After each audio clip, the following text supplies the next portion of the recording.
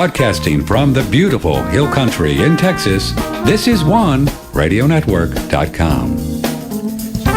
Well, very pleasant good morning to you. This is Patrick Timpone, OneRadioNetwork.com, September 20, 2023. As we're live here, if you care to join the show, you can do it. If you're watching on OneRadioNetwork.com, or if you're now watching on Faceplant, say hi to Mark. Hi, Mark. How you doing? You can call 888-663-63. Oh, he's still in class at Harvard. Oh, all right. Come in when you're done with class. 888-663-6386. Email Patrick, OneRadioNetwork.com. And call the number and talk to Steve if you are a heliocentric guy and you think you're spinning around the sun. You have a guy here that says, well, I don't think you are. And you can call him and ask him a question. 888-663-6386. Steve Falconer is here. He's a friend. We've never met. He lives over there in Copenhagen, Denmark. And he is the keeper of Space Busters. He's a researcher, an author, filmmaker, and podcaster. And he generally tries to stay out of trouble, which is very hard for Steve Falconer. And we're going to have some fun.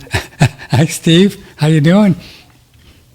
Patrick, great to be back, brother. You're my brother from another mother. It's excellent to be back. Let's blow some people's minds today. Oh, Steve is just he's full of old vinegar. I can see it already, or sweet and honey. Okay, I'm fired up, man. Let's destroy some paradigms today, shall we? Let's destroy the So he was just telling me some stuff about Kennedy and JFK, and we'll get to that.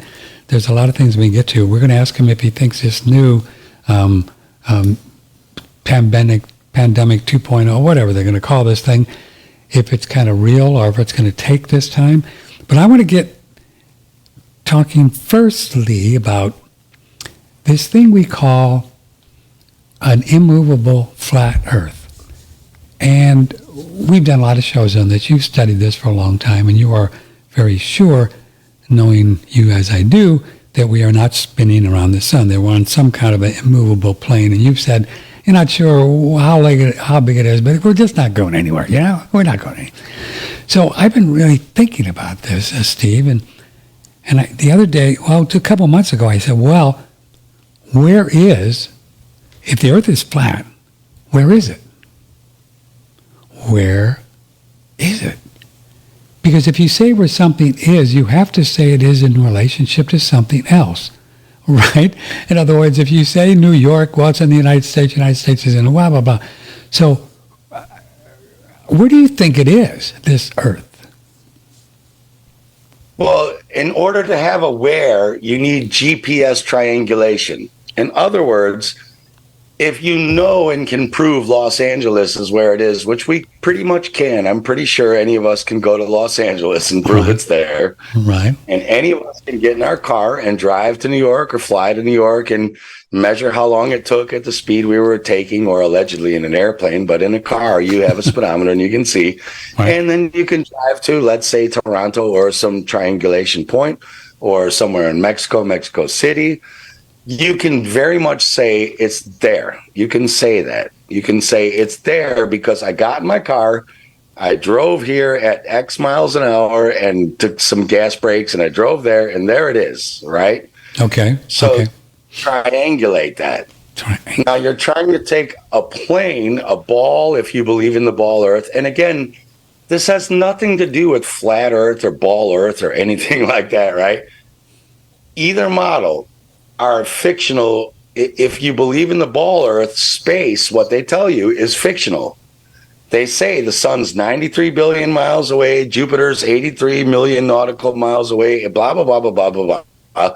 You can't go out there in your car and check it. No. They're just saying, take our word for it. There it is. And you're like, how did your telescope get in the car, drive there and do that? You can't do it. On a flat Earth model, you can't do it either, right?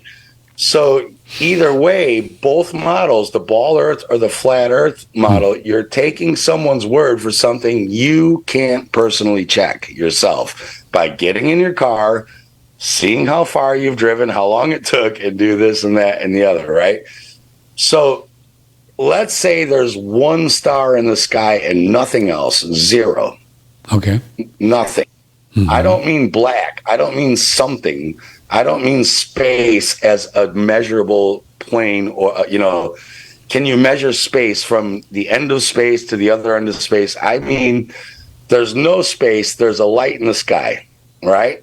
Okay. The only way you can know how far the other light in the sky is from that light in the sky is to be from a third triangulation point in the sky to know how far you are from either of those lights in the sky, to figure out how far they are from each other based on how far each of them are from you. Okay, right? I think I'm with you. Okay, I haven't had any coffee, but I think I'm with you.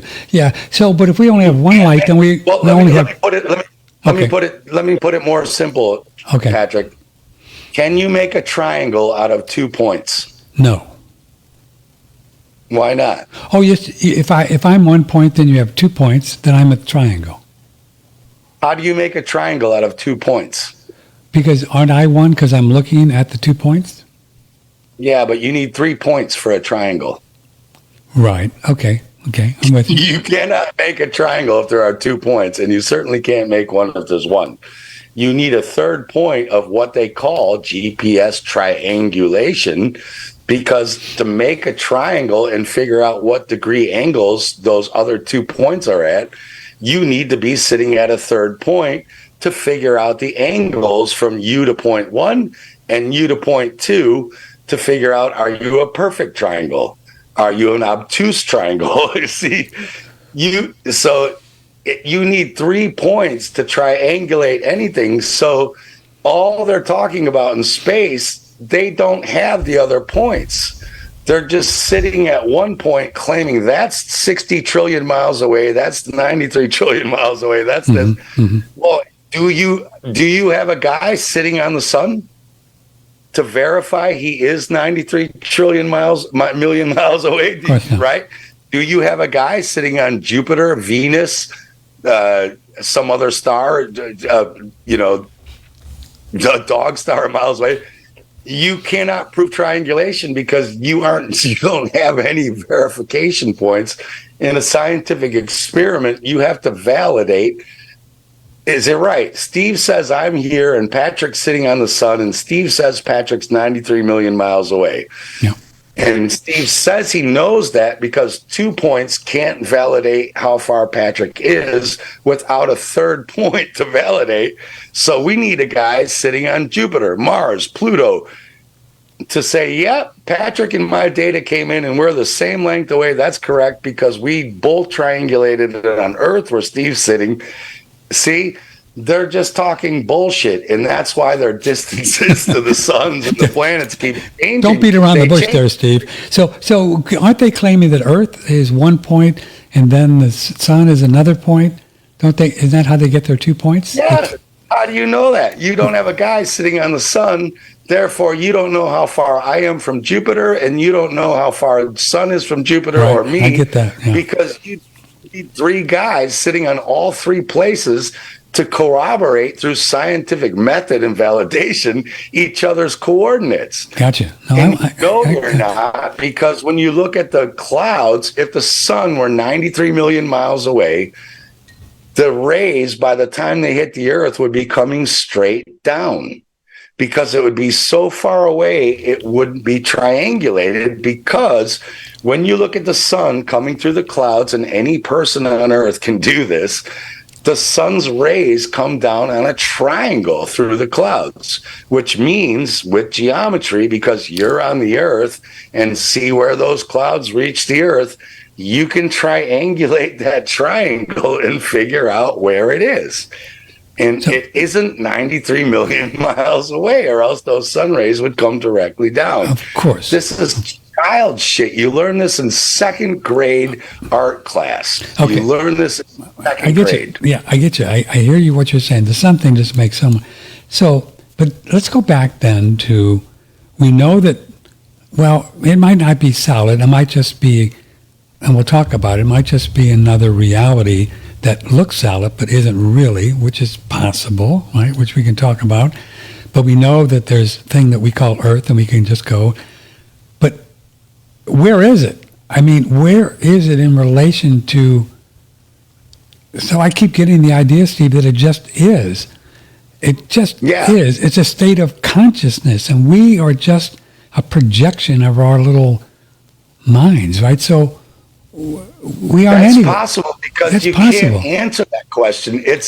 No. You cannot. It's a non-falsifiable question because until you can triangulate where it is Right. by having a guy sitting on the sun or sitting in the Pleiades, you're just speculating because you can't say where you are if you have no other validation points to prove that. It's Right. just like me. I could say, well, Patrick, you're not in Texas, you're in Spain. Mm-hmm. And you're like, well, prove it. And I'm like, well, I can fucking prove it because I know where I'm at in Copenhagen. I know where Spain is, and I know where you are in Texas. Therefore, I can triangulate it and I can prove you're in Texas. Because if I call Spain right now and ask the guy, what time is it? He'll say it's 1 hour behind me. And if I call you and say, what time is it? You'll say you're 7 hours behind me. So I can prove that. I cannot say where the Earth is if it even is aware, because how would you prove that? You would need two other way distant reference points to prove it, and they don't exist. They don't have. They just don't exist. Yeah. I'm with So you. what you're saying could be true, but also what you're saying could not be true. See, you could say, well, there is no anywhere. Earth is just an infinite plane, and it's not anywhere because no, the actual truth of the matter is Earth could be somewhere, and Earth could not be somewhere, right? At the same time. The truth of the matter is you don't know, I don't know, they don't know. There's no way to know scientifically, mentally on a left brain plane. Now, people like yourself who astral travel at night and leave your body and can go somewhere, you have another thing that isn't in scientific triangulation. There's nowhere in the equation of scientific triangulation that says, well, if you astral travel from a known point A to a non-known point B, you now have another triangulation point, because most people can't astral travel to that point, so they have to take your word for it. But I mean, if I'm on the astral plane in my astral body, which I've done, and you can go the mental plane, the causal plane, and the etheric plane, you can do it. Where is that? Where is that? Yeah, well, that's what I'm about to say. If you would say to somebody, well, where is this? And they would say, it just is. It's just a plane of existence that just is. And it's not anywhere. You know? You know what I mean? Right. So when this you astral travel, do you have your GPS clock set to tell you where to go? Like, you don't know where you are. Here's what I've been thinking. You are. Here's what I've been musing about Steve Falconer, Man About Town. Call us if you'd like to join the conversation, 888-663-6386. So the story goes, and you probably know it much better than I, somewhere 400 or 500 years ago, these people, I'm just going to paraphrase, and I might not get it right, the Freemason dudes and whatever they were, they wanted to convince us that we were on a spinning ball because we were getting too full of ourselves, and we were starting to think that we were spiritual beings and we could do what we want and all that stuff, right? So what if these guys were so in tune to the idea that if people figure out that this just is, and they are creating everything that they create, right, which is real spiritual power, real power, we will put them on a ball, and we'll put them on a place where they're spinning around and this wildly around the sun, and maybe this was what they were up to, and it wasn't about the flat or heliocentric. It was about that we do create a reality. Maybe these guys knew that. They had to know it. If they're magicians. Well, it's more dark than that, because they understand that mind. They know that what we call ego or mind, they had Freud try to tell you this, right? Right. They tell you, like, your mind, don't listen to your mind. They'll even tell you, which I do believe in meditating, but they'll say your mind is your ego chit-chatting, your left brain mind. They leave out the part that there's another part of mind that isn't the thing talking to you all day. So the thing that's making you worry all day, talking in your one ear, your left ear, actually, but I think I'm on camera, so does that look like left? I'm on camera. There's the mind that's chit-chatting to you like, what am I going to do tomorrow? I don't want to meet her, and I've got to pay my bills, and oh my God, right? There's this one thing that's making you worry all day. There's this other mind that starts telling you truths you're looking for, where you didn't even research it. You're like, I wonder if this does that and that, and this thing tells you yes. Yeah. There's this other mind that is making you so worried about shit that you don't listen to the real right brain mind. I think it looks backwards. That's right. Yes, that's right. It does look backwards. So your real right, I'm going to have to do this backwards. My left is your right. I got you. Real God mind down feeds information that you call intuition or a hunch. Or higher self. A lot of words for it. Right. A lot of words for it. God. You knew this already without even researching it. But when you started looking for it, you knew where to look because you already knew it was true before you even looked for the answer. Then you have this other left brain mind, which I'm pointing to my right, but is your left on camera. That is the shit they're bombarding you with that's making you doubt and question yourself and worry and this and that and the other. That's not you. They're coming from the same place, but they're coming from two different frequencies in the realm. Just like a dog can hear a whistle that you can't hear, but you can see red, and maybe a dog can. They say dogs are colorblind, right? So your mind is coming from this lower frequency that doesn't hear the dog whistle. The dog's mind is coming from this higher frequency that hears the whistle, that knows a tree branch is about to fall on your head, that knows a grizzly bear is coming out of the woods before you do, and that's why your dog's already in the woods.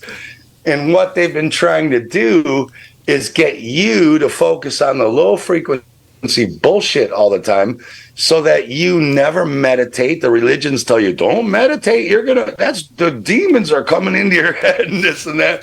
They don't want you to be attuned to the higher frequencies because they know that once you know that your intuition and gut feeling and feelings can bring you instant what you would call synchronicity, which is not at all. There's no such thing as synchronicity. It doesn't exist. Synchronicity is how it all works because it's all connected. It's all connected. So when you're attuned to what they call synchronicity, well, synchronization implies there's a timeline from start to finish, and the beginning of the timeline is synced to the end of the timeline. It's not like that. You're in a circle. The only way you can really synchronize anything, synchronize, meaning set this to that, is because you're in a circle, and there is no doubt that the synchronization point 1 and synchronization point 2 are perfect because they're in a circle, not a line. Yeah, it's just a hologram. There's no time. It's just now, and it's all just magically synced up. This is the God stuff. This is, and on the mind thing, I like to use the term, it's the same thing. I know what you're saying, that I am soul, and that's that God mind. That's who I am. And the chatter, I'm separate from that. And you go to deep meditation, and they sound alike. You know what I mean? Right. And that's why people are so confused, because it's just a state of consciousness. It'll go, what's for breakfast? I want to talk to God. What are you going to do tomorrow? You can't do that. And God loves me, or whatever. And it's all the same. And no wonder people are confused, right? I understand. I understand why it's hard to get out of that. But it's our job here, Steve. If we don't, we're just... Well, because as you astral travel, the new age people tell you there's only now. You're only in the now. And if I tell you, Patrick, tell me when now is on the count of 3. Ready? On 3, I'm going to tell you to tell me what now. No. 1, 2, 3. No. Nope, it's gone. That was a second. See, it's gone already. There isn't even a now. Because when I told you to tell me when now is, by the time I understood it, it's gone. So there's no. See, there is no now. There is no. There's a circle because there is no now. That's also new age bullshit. Now is the past, the future. It's a circle because even when you try to quantify in our reality, where is now, there isn't. Because every millisecond in between a second, there's a trillion nows or subdividables. See, and the new age movement is saying, you have to live in the now. And you're like, how can I live in a thing that doesn't exist? Well, I was part of that. We were trying at the time. This was our best understanding, in the 70s. Of course, we were smoking a lot of wacky tobacco, so we were liable to say anything, But Yeah. But how can you live in the now if you can't even in our consciousness pinpoint the now? Yeah. It's like me saying live in yesterday. If yesterday is gone in a millisecond, how can you live in yesterday? Well, what Ram Dass, and remember his book, Be Here Now, and what he was talking about was the idea that most of us were spending time thinking about tomorrow or thinking about yesterday rather than just being here in this now. You know what I'm saying? And what? Yeah, and being here in what? Because there is only... What? You know what I'm saying? There is no yesterday and there is no tomorrow and there is no now. There is no none of it. Because now is as big of a fiction as yesterday and tomorrow, because now moves so fast that your brain can't perceive now. See what I'm saying? If I ask you to perceive now, you're not ever in the now. You see what I'm saying? So it's part of the bullshit. So the New Agers have now, and everyone else has the past or the future or whatever. Because if you draw it on a circle, then there is no now, there is no past, there is no future. There just is. And you have nothing to do with it. Because if I tell you right now, Patrick, stop the clock and freeze time on the count of three, freeze time. 3, 2, 1, freeze time, right? There's no way you can do it. Well, that's because there's no time. You can't freeze something. You can't freeze something that can't exist. It's like trying to freeze a germ because they don't exist. Exactly. None of this exists. Once you understand there's no past, no future, no now, you start to say, well, what is there? And the real answer is there is no now, there is no then, and there is no future. There's nothing. You're living in an illusory circle. I get you. That your pea brain can't understand. Well said. So let's go back to the Earth thing. So of course, we did a show with David Wise, and you love Dave, and man, there were kabillions he's just terrific. Kabillions of comments and people arguing about Earth and the flat and not flat. But I wonder if we are creating everything that we see, would a heliocentric guy, how can they even do it? I mean, would they see a ball Earth if that's what they really believe? Because is there not any ultimate truth, and the only ultimate truth is you and me? You know what I'm getting at. Whatever I see is my truth, and that's the only truth there is. I don't care what Steve's truth is. That's not my truth, right? So if I go out there and see, maybe globalists really see globes. I mean, maybe they do. Maybe they do. Yeah, it is. You're right. That's called solipsism. What's it called? It's called solipsism. So explain that. To give you an example. Okay. If I spill your coffee right now on your desk and you have a film of it, there's irrefutable proof that happened, right? We filmed it. So anyone can go back and say, yep, the coffee spilled on his desk. So for you to say, I don't see it that the coffee spilled on his desk, you can say that. You say, in my reality, the coffee didn't spill on Patrick's desk, but anyone who watched it and replays the video can see, yes, it did. I watched it spill, right? I got it. So that's called solipsism. That's the belief that if I didn't see it and I don't believe it, then it didn't happen. But is that a P in there? Solipsism? Solipsism.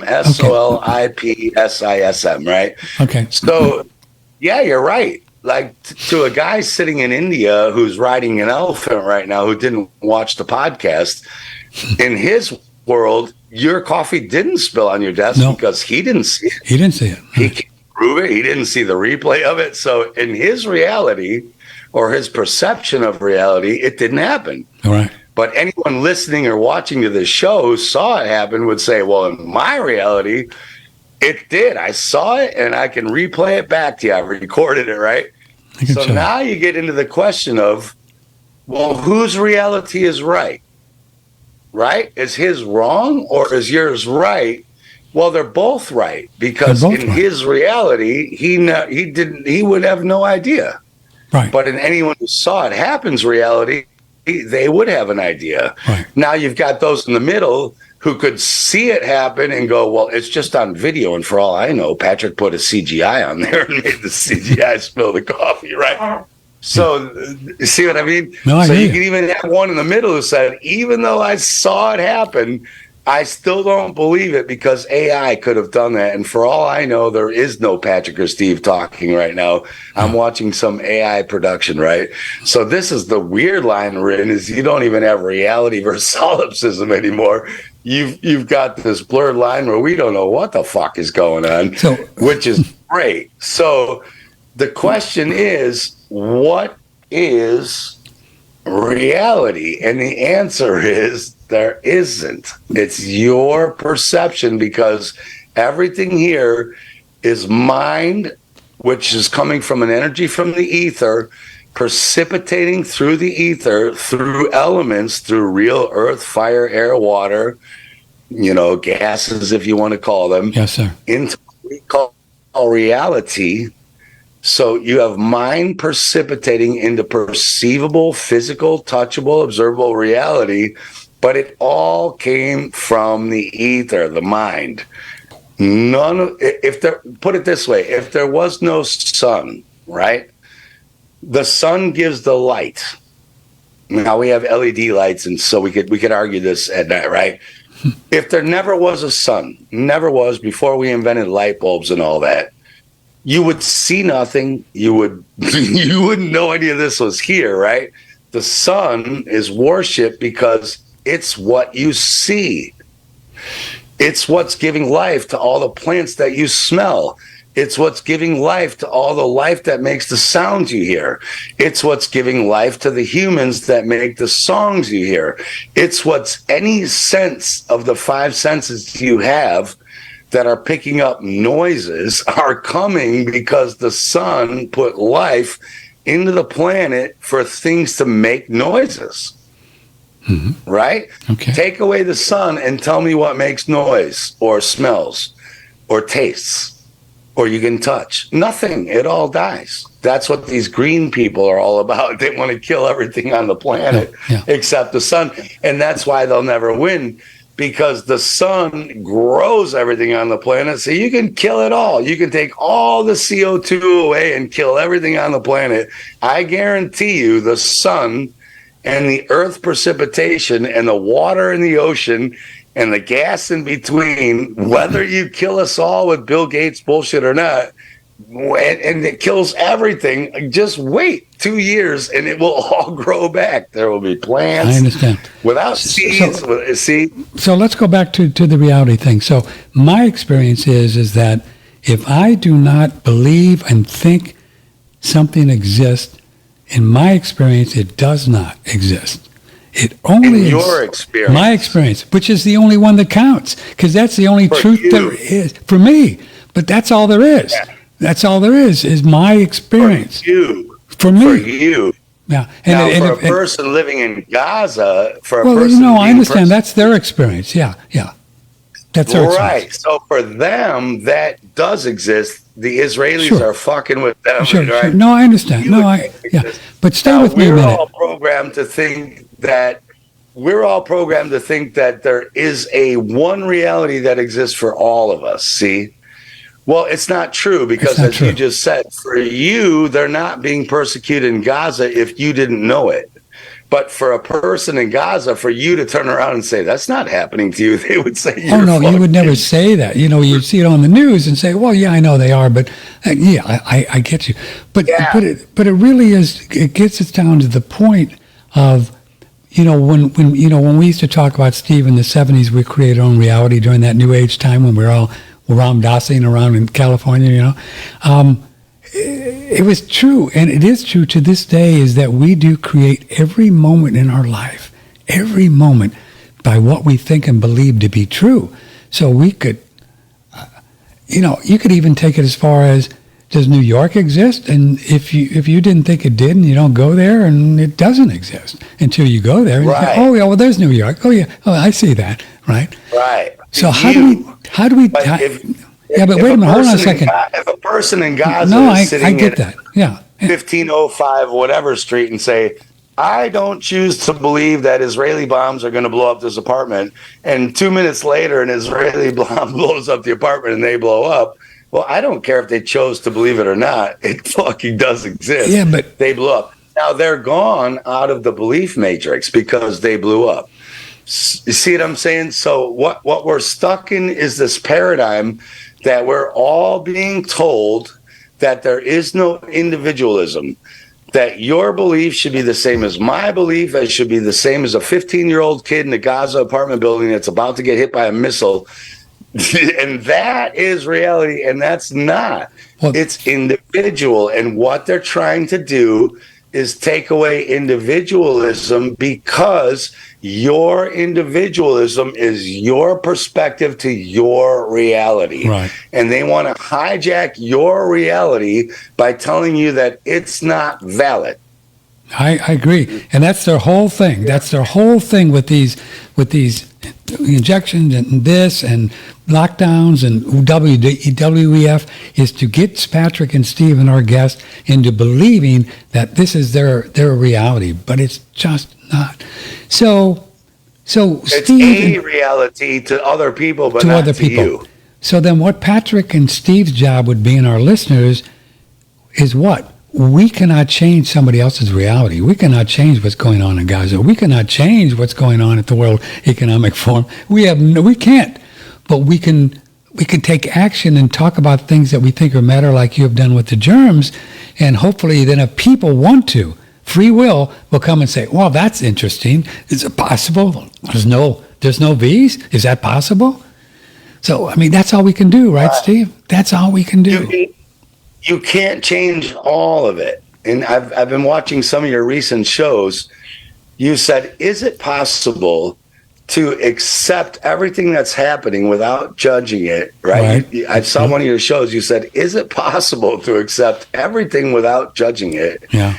And even not saying it's bad or good or whatever, just accept that it is. Yes. Is it possible? And it is possible, but that doesn't mean that you say, well, I just accept Israel's blowing the shit out of fucking Gaza, so I shouldn't do anything about it. It means that you accept they are and that it's going on and that you acknowledge it. Now, if you're in a position to do something about it, if you know somebody who can know somebody who knows somebody can do something about it, it is absolutely your position to do something, to tell somebody if somebody can do something. And yes, you can change that, because I've made movies and got emails from people saying, me and my wife and kids were going to take the injection and we saw your movie and we didn't. Exactly. Which means that's a free will thing, though. That's a free will. Right. That's a free will thing. You have the free will to get involved and talk about it and find people and change if you want. But you don't have to. No, you don't have to. They had the free will to listen to what I had to say, Exactly. think about it and research it. They did it. Right. My free will to tell them about it had nothing to do with whether they did it or not, because a lot of people have seen my movies who did go out and take the jab. My ex-wife included took all the boosters, right? She saw my movies and did it anyway. That had nothing to do with me. So if you think your actions are changing the holography, you're wrong. Your actions are changing the wavelength of the holography for those who want to resonate with it, and their actions are changing it. You didn't. I get a lot of people saying, you saved my life, and I keep writing them back. I didn't do anything. You saved your life. I keep telling them, I thank you, but I didn't save your life. You did, because you saw what I told you.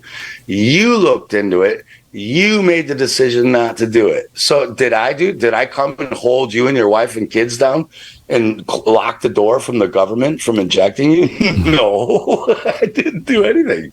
Yeah, and that's another play on to what these controllers or would-be Steve Falconer, they want you to believe that you need somebody else to tell you what to do. You need some expert to tell you whether or not you should eat meat or vegetables. You need some expert to tell you whether or not the earth is immovable or spinning. You need us to tell you. Yeah, because without us, you don't know. Yeah, and we're no different. See, like, we're no different, Patrick, than the real media, right? Because there's a lot of people listening to shows like this or watching my films or listening to all our guests and all that we make.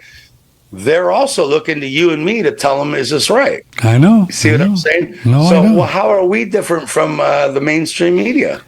We're not. See, we're different because we can say we can't tell you, and that's what I'll tell people. You are your only expert with food. I eat this stuff, but try it, see if it works. That's all you can do, right?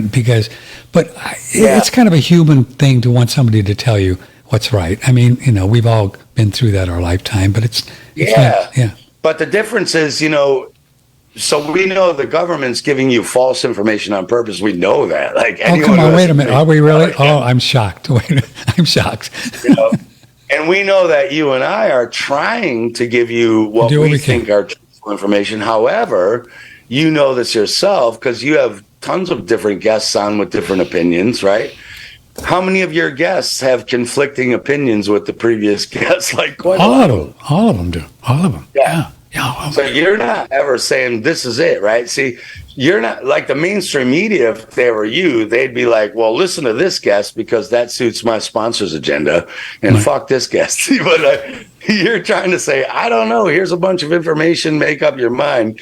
And so we're no different than the mainstream media. If you're listening to us for a solution, you're in the same wrong fucking place that everyone else is in when they're listening to mainstream media. We don't know. But we do have an educated opinion that we know that doesn't work, right? See, so it's like you just said, it's on every person. You don't just listen to the radio and then go about your daily life and then think you're fixed. You listen to the radio, you hear some conflicting information, and then you stop watching Netflix and go about your daily life researching what these two weird people on the radio just told you, and then digging deeper and deeper into that, and then you make the decision. See, Steve, isn't that what this? Make your decision. You make the decision, and we just tell you where to go looking. Isn't that? I think this is really what this time is about. People have called it the Great Awakening, or who knows what it is. But there's a lot going on. People are becoming to newer observations and becoming more aware of what is. I mean, you can see it. I get the emails. I can see it.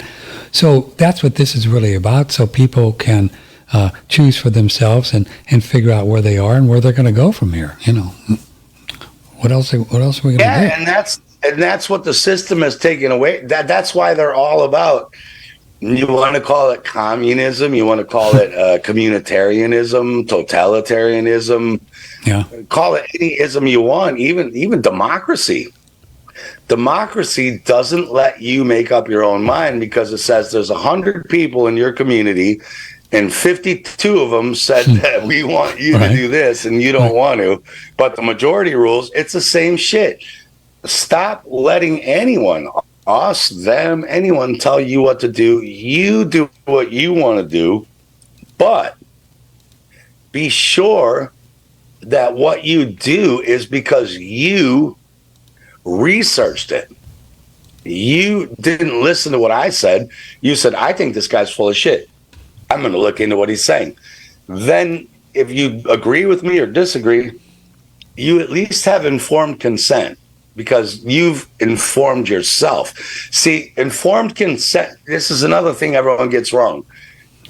Oh, the government tricked us into taking shots because we had no informed consent what was in the vaccine. You're like, well, who's supposed to inform you? You think Pfizer is going to inform you what's in their poisonous vaccine for profit? You think Moderna is going to inform you what's in there? Who's going to inform consent? You have to inform yourself by looking and going, what is in the Pfizer stuff? Yeah. Right? Yeah. Pfizer can't give you informed consent because the only one who can inform you is you. So your informed consent comes from your information. What if Pfizer lies to you? What if Pfizer lied to you about what was in the shots? And that's informed consent because they said, well, we informed you. And you say, yeah, but the information where informed comes from was a lie. Well, we gave you informed consent. Well, what are you going to say? Like, yeah, but you gave me the wrong. It's you who has to inform yourself. See, No one else is to blame. Not the Jesuits, the Illuminati, the Jews, like the Pfizer, whatever you want to blame, Donald Trump. They're not to blame. You are. Because you are responsible for informing yourself and your family. And I think the media creates these. Lie to you. Of course they are. I think the media creates these villains because they want us to blame them and not take responsibility for it. So don't they? They just create these villains, whatever they are. They create. You got to blame them. Yeah, oh, it was Trump's fault. He was the father of the vaccine. He told me to take it. It was Klaus Schwab's fault or whatever. Why'd you listen to him, man? Like, why are you listening to Donald Trump? Because he's not with them. Everything he said was anti-establishment. You're like, but everything he did was totally Jesuit establishment. So why did you listen to him instead of researching what he was saying? If Trump told you to jump off the Empire State Building, as my mom used to say when I was a kid. Do it? Yeah, would you do it? My mom used to tell me, we'd get in trouble with a friend, and my mom, and I'd lie to my mom. I'd say, "Oh, well, my friend told me we had to go do this." My mom would say, "Well, Steve, if your friend told you to jump off the Sears Tower, would you do it?" Which is true. If Trump told you to jump off the Sears Tower or the Empire State Building or the World Trade Center, would you do it? See, you can't blame it on your friend. Okay, I want to go back. I want to go back to something that I want to ask you about. So I've been thinking. I'm a screenwriter, and I've written 3 screenplays, and I'm going to produce films. I would like to do the motherlode of a documentary, theater ready, big time, really high end, a lot of money into it to prove that the Earth is not moving. So I was thinking, what if I was kind of intrigued by a film that Dubé put out, and he said if you just start flying in one direction, right? You start from here, wherever it is, and you just fly straight. And Dave Wise said you could get to the equipment to figure out that if you just go straight, that you would have to. And so wouldn't you have to end up in Antarctica no matter which way you went, Steve? Could you do that as a documentary and get an airplane and just fly straight and see where you end up? What do you think? Only if you go south, because there's no, people have to get this through their mind. There's no such thing as south. Your compass, which is where we get the letter Q, right? The letter Q, you have a circle with a needle in it, right? And you get the ancient symbol with a circle with a line coming down the middle of it, right? Now, how is it that they tell us before Columbus, nobody could ever sail across the Atlantic Ocean? Like, it was impossible, right? Well, it's because in the daytime, when there are no stars to follow at night, how do you know where you're going? Because there's the sun, but it's moving too. So you can't set your course due west or east because you can't know.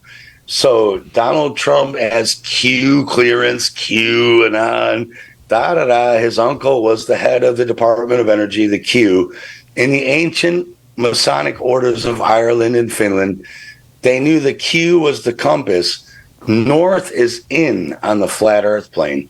There is no such thing as south. South is the absence of north. The moss grows on a tree facing north.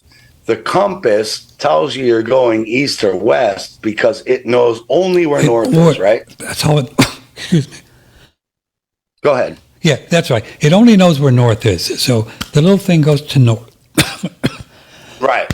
So, sorry, go ahead. Have a drink. You need to. Yeah, you need to. I got some orange juice here. Hold on. So there's no such thing as south because south means an absence of north. The only thing we know for sure from ancient times and why the Freemasons and the original Irish and Finnish mariners were the head priests is because they knew magnetism and they knew they could magnetize iron to face north in the Mount Meru. That's it. That's it. Because if you take a spinning top, let's take a spinning top on a table, right? Mm-hmm. North is actually up. Now, we think we're on a record disc around my fist, right? So even the flat earthers think, well, north is in. Well, the South Pole is under north, which means even if you believe in a ball or a flat earth or whatever, there's no South Pole. It's down below. So even the flat earthers who think the North Pole is in the middle of the Arctic here South Pole's down there. You can't have a pole shift. You can't have any of that. The outer ring means absence of north. So no matter where you are on a record plane going around, that's south if you're in Canada. That's south if you're in Europe. That's south if you're in Asia. See, south means an absence of north, which to our perception means out. But really, it's down. So how could it be down on a flat plane? How could it be down on an immovable flat thing? So let me back up a little bit. That's the question was, so no matter where you take off from, you get in a jet and you start flying straight, you have the instruments that say you're just going to go straight. You have to be going south, right? You got to be going south. Really? No, you wouldn't, because the only reason your instruments know you're going west or east is because it knows north is in. No. We're not doing instruments. We're just going to go straight. We don't care where we're going. We just want to make sure the aircraft goes straight. It doesn't turn. No, it's not east or west. How do you do that without a compass? How do you do that? No. Once again, we don't care whether we're going east or west or north. We're just going to go straight. We're going to get in an airplane and we're going to take off and go straight. We don't care which direction. We want to find out where it ends. And if we're on a ball Earth, we're going to come right down to where we started. What I'm saying is, how do you know what straight is unless you're comparing to where you're going? So, in other words, I talked to Dave Weiss about that. He said there are instruments in an aircraft that you could use to only go straight and not have the aircraft veer anywhere, just straight. They can't, because I don't know if you can see this. Okay, well, kind of. Let me see. Yeah, I see that. Okay, I see a circle with a little circle. Yeah, in between. Yeah. Here's the North Pole, right? Now, you think you're going straight this way. What you're saying is this. Why don't you just keep going straight, right? Well, then we're going to go to the Antarctica. Right. You're saying if you're here, why don't you just keep going straight or straight or straight, right? Right. Well, the only compass is the only way you know direction. So you might think you're going straight, but the only way you can check to know if you're off direction or not is to check the compass. But the compass will always point north. So you might be going this way and going, shit, we're not straight because now north isn't there, it's here. So you'll start turning. See? Why would you turn? Can't you have the aircraft just go straight? No, wait, stay with me a second here. If you just go straight, you got to be able to figure out a way how to keep the aircraft straight, couldn't you? There's got to be a way, can't you? You don't have any. You would have to always end up in the Antarctic. That's what I'm saying. You could do it because it works off a gyroscope. It's looking for a magnetic compass to tell you where straight is. You got to do it. In other words, if I told you right now to stand where you are and take your compass out, right? If I told you right now, take out your compass and find north, and then I told you to go due east, straight east, straight east, right? Not curved east, straight east, right? Well, the more east you got, north would start to go lefter and lefter because you're actually going around a curve. No, I understand. So you would say, Steve, I am going straight, and I would say, how do you know that? And you'd say, because I have my compass. I know which way I started. It's 29 degrees east on this dial, right? And it's 17 hours later, and I'm still 29 degrees east. Well, the problem is north is now curving left. So for you, you're going to correct yourself to say, I need to be going 29 degrees east. You're going to move because the north is moving, see? But I'm not going to use a compass to go straight. I'm going to use another means to just keep the aircraft straight. And what, are you going to get 75 trillion rulers and lay them down in a row? That's why I'm talking to you. I don't know. But there's got to be a way to prove that some aircraft would land up in Antarctica, wouldn't it? There is, but what you're saying is the way to prove it would be to lay down 79 billion straight fucking rulers and correct them and then make sure the plane could see them. But the plane doesn't have that instrument. The plane has a compass. Yeah, but you'd have to do it a different way. You got to forget the compass. Forget the compass thing, because that's not going to work. I hear what you're saying. Well, that's how a plane works, Patrick. Yeah, well, we're going to get a special plane. We're going to get a special plane. We're going to get some geek to figure out how to go straight. Also, what if this was? Is it true then on a stable Earth model that the North Pole is in the center? Is that true? Do we know that for sure, or we just believe it? Which is it? North? It's on both models. It's in the middle. Okay, in the middle. So then if you did take a compass and just go south, right? Just go south. Oh, that wouldn't prove anything, because then they'd say, sure, you went south, you're going to go to Antarctica. Yeah, you go to South Pole. Yeah. Okay, that doesn't. And if the South Pole turns out to be an ice ring, like the flat Earth people say, right? Well, I don't care if you're in Greenland and go south, just means away from the North Pole, right? The opposite direction.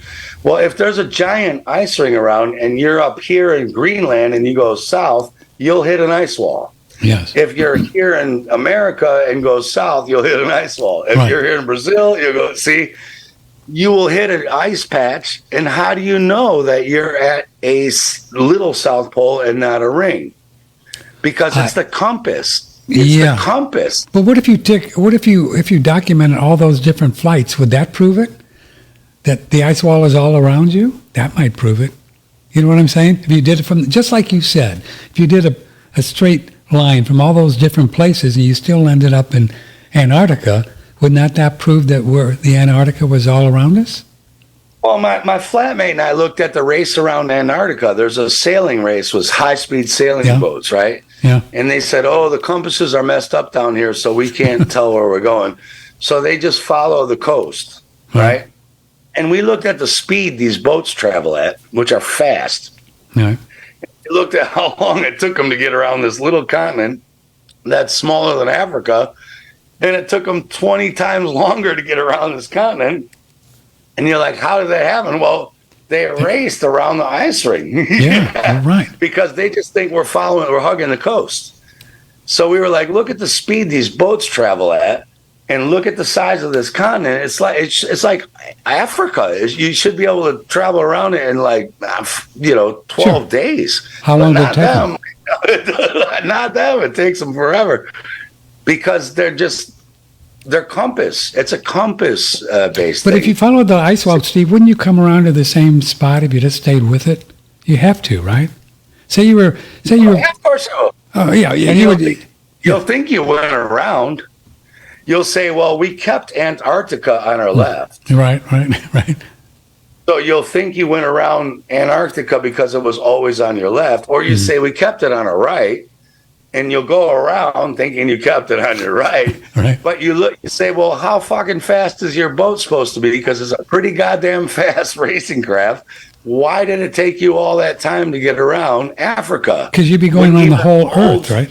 Yeah. Yeah, it went around the whole thing when even an old fishing boat or a sailing boat could have went around that thing 4 times faster. No. Go look at the races. Go look at the times of the race around Antarctica versus the speed of the craft. But they think, because they're like, well, we kept Antarctica on the left. Right. And they're right. If north is here, all the way around, Antarctica is on the left. Or they think we kept it on the right. Well, it was. But you say, then why did your boat that should have made it around 5 times faster take all that time to get around? And it's because they went around a wall of ice thinking that they were going around Antarctica. So if you could wave a magic wand and come up with the technology, do you think that there would be a way to prove once and for all that we are not spinning around the sun? Yeah, it's called common sense. Yeah, I know. But that's not going to work for all the globalists who are, trying to, you know what I'm saying. It would just be great to have, the mother lode. It's called common sense. You know that water always comes to a level. If you look at a waterfall, it will always come to its level. It doesn't mean there's not a difference in the level of the top of the waterfall and the lower. But there's always a level, a drop, a level, a drop, always to a level. You look at what the maps all say, they're based on sea level. So all topography maps of the world, even on the globe, say here's sea level, and here's everything else going up here. You put your clothes in the washing machine and you spin them around at 60 miles an hour, and the clothes don't come to the middle and stick from gravity. They go to the outside of the thing. You go to the carnival and you stand in the spinner, and when it spins fast enough, you stick to the wall and the floor drops out. And except for the fat guy, all the rest of you stick to the wall. You don't go inside. You don't all hit each other's head on the inside, because you know it's not centripetal, it's centrifugal force. Yeah. Now you put yourself there. You look at the North Star and say, this has been there forever, since the beginning of documentation. Draco and the Big Dipper, King Arthur, the swastika has been circling around this North Star since the beginning of recorded history. That's a good one, isn't it? Just that metaphor, isn't it? That the stars are spinning around. How could they possibly? How long does it take them to go a whole thing around, Steve? The stars, is it a year or just every day? Well, it's a day, and then so there was the pre-Celanese. So there was a time called the pre-Celanese people. Mm-hmm. There wasn't a sun in the sky. Really? It's called the vapor canopy, and there actually wasn't a moon at the time either. Ooh. So there was a vapor in the air, and the stars were 5 times bigger than they were now because they were magnified from this mist in the sky. Wow. Now, the sun was there. It doesn't mean there was no sun. It just means there was, like, on a real cloudy day for us, right? Mm. It was super cloudy day. You couldn't see it. So what they could see in the day is the stars. This is why when you look at the zodiac, you say, well, when the sun's up, how do you know where the zodiac? How did the ancients know that Aries was here? Right? At night, you can see. At night, you can see where they all are. Mm-hmm. How did you know at 12 o'clock today the stars were here? Well, they could see them because they could be seen and not the sun. So they were on stars, shars. The old calendars were on daily rotations of Draco, the Big Dipper, around the stars. Daily, every day. That's why they get the calendars wrong. They think the Egyptians and the Mayans and the Sumerians, they think, civilization got blown up 12,000 years ago. You're like, no, they were on daily rotations. They weren't on annual. So it's not 12,000 years ago. It's 12,000 day turns. Then these calendars start to come into sense. The only thing they could see was the stars. Then they had the vapor canopy collapse, which we call the Great Flood.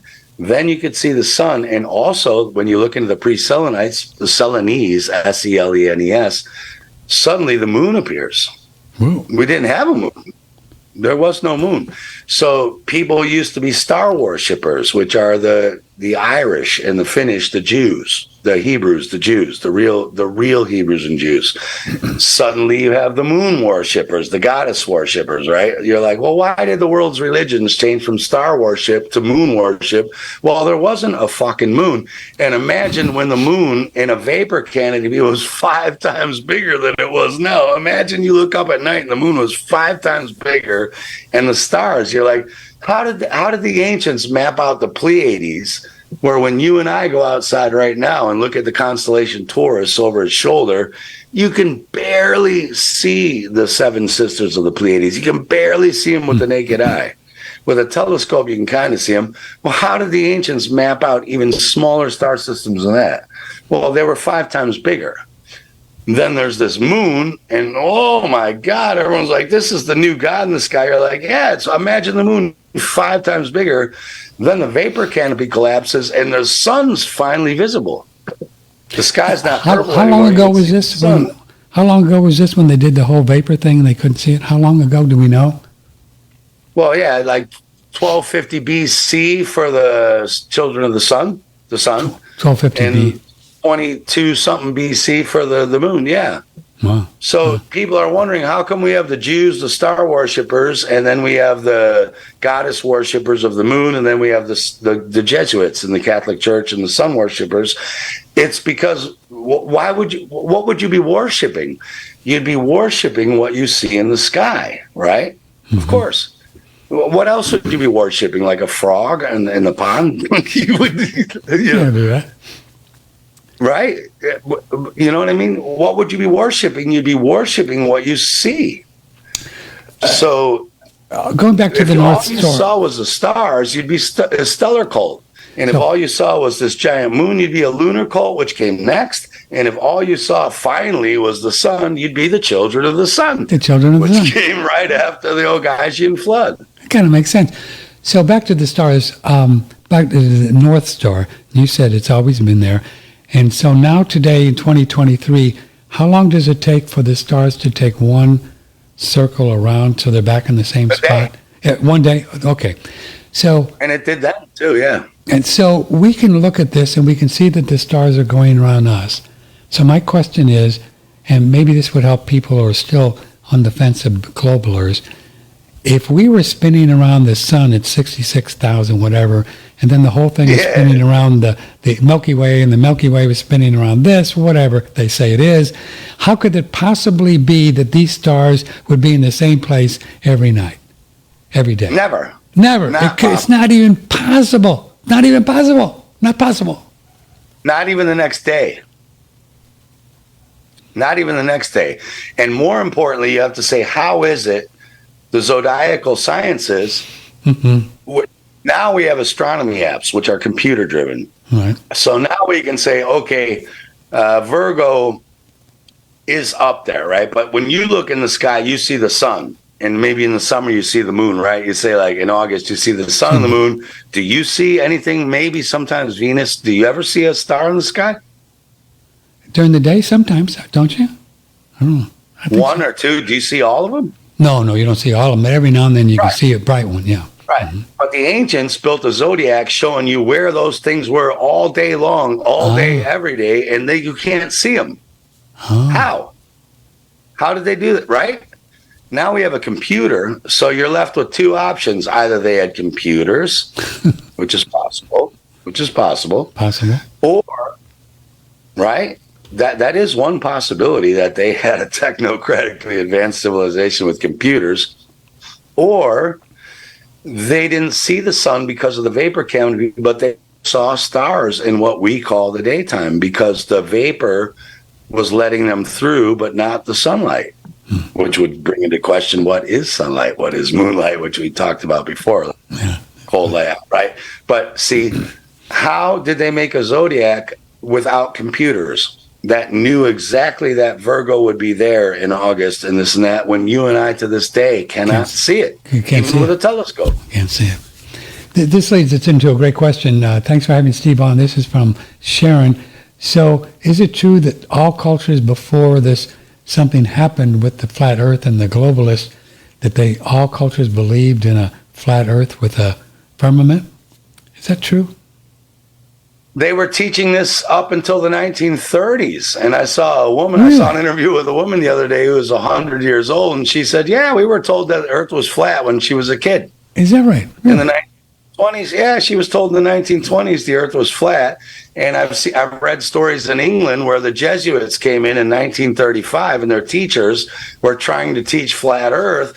And this town in England ran the Jesuit teacher out of the school because they're like, it's not fucking round, it's flat. Like, this stuff isn't even as old as you think. This was common knowledge into the 20s and 30s. You mean back in 1800 and 17 and 1500s, people believed this was a flat They plane? knew this. They knew this. Yeah, they were taught this. This isn't as old as everyone thinks. We're told the Jesuits brought this in 1560 or 70. Yeah, exactly. No. They tried to bring it in, and the old belief was still here in the 1900s, 20s, and 30s. This isn't as old as everyone thinks. It only took 3 generations to brainwash everyone. Yeah, I guess you can do the whole schools and the astronomy classes and the universities. You can fix it all in a few generations, right? Boom, done. There are newspaper articles in the 30s talking about the flat Earth. I've got a biochemistry book here from the 1930s saying, well, the Earth is probably going to be found out to be flat, and the potassium chloride will explain the ice wall because it generates immense heat, cold, in the Arctic seas and the Arch of like, you know, this was normal knowledge in the 20s and 30s. Well, they did it pretty quickly, huh, man? They got us good, didn't they? Quick. Phew. Man. Well, 3 generations of brainwashing and boom. Yeah. And now we have this fight. Now, there's also, like you're saying, because what we talked about to bring this full circle back to reality, right? Yeah. If you come up like we all did in this Jesuit brainwashing program, you'll see flat earthers and ball earthers, which will get back to the shows you've been doing recently, right? You will never, a flat earther will never get a ball earther to believe that the earth is flat, no matter how much evidence they show. Just can't do it. And the reason they won't is because the other one's mind is set on it. Right? And you know this yourself. When you meet a flat earther, they admit they were a ball earther. Yes. And they know the ball earth argument very well. A lot of times when a flat earther talks to a ball earther, the ball earther doesn't even know the actual science behind their argument. They cite it, right? They cite the argument, but they don't understand it. Whereas the flat earther understands because they were one once, and the flat earth knowledge made them question it and look into it.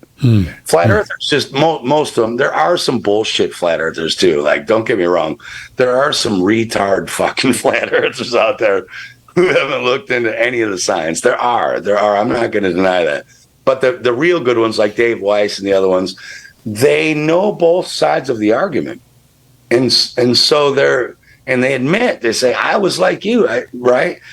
But the real vehement sticklers to the ball ones, they don't even know their own argument. They know they can regurgitate what they were told in school, but they don't logically know the argument and the fallacy behind it. Do you see what I'm saying? Yeah, I understand. So they will never come over. And now again, we get into, if you spilled your coffee, did the guy in India see it, right? Yeah. If the ball earther refuses to look at the information you're presenting him, as far as he's concerned, it's not flat because he didn't see it. Do you see what I'm saying? I totally get it. See, when we bring this full circle, you have 2 coexisting realities because that guy don't want to look at it. Just like the guy in India didn't see you spill your coffee, that guy don't want to understand that someone lied to him for 30, 40, 50 years of his life and made a fool of him. Nobody wants to do that. So now you're stuck with 2 people with 2 totally different perceptions of reality. What? Fighting each other. Online, you can see it. Yeah, that's what's fighting. Crazy. Yeah, I want to get it beyond that. Okay, Steve, I got to do a quick little break. Stay right there. Steve Falconer. You can check out Steve. All you got to do is Google up or DuckDuckGo up Space Busters, and you'll find him all over the place. He's got a whole bunch of great videos. He got all kinds of stuff that you can find. It is Space Busters with Steve Falconer. If you care to join the show, 888. I can't believe we haven't had any calls in here. A lot of folks were interested in this, but who knows? People are shy. 888-663-6386. If you have a question or comment for Steve, Patrick, this is OneRadioNetwork.com. We make a living here, and we are very honored to be able to make a living by promoting various products that we have been promoting for 15 years. We have things like molecular hydrogen, saunas, survival products from Daniel Vitalis, Shen Blossom products from Brandon Amalani. We have great products in the form of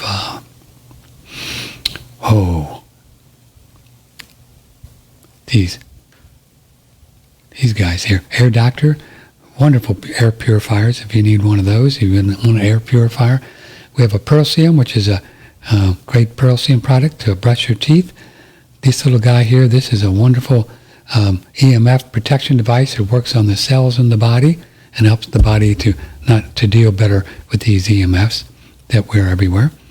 And then we also promote a good friend of mine, Fred Dashevsky, in the Real World of Money. His website is US Coin Capital, 800-878-2646. We talk a lot about the money stuff. If you believe that some goofy things will happen, more will happen with the money deal. It'd be a good thing to have some gold and silver coins. And he's the guy to do it. 800-878-2646. And then what we've been doing recently, because our product sales have really fallen off the cliff-o in the last year, just kind of slowly declined. And even though our listeners are staying steady or going up in some places, the sales have really just gone away. And there's a lot of reasons for that, I guess, inflation, and people are just having a hard time.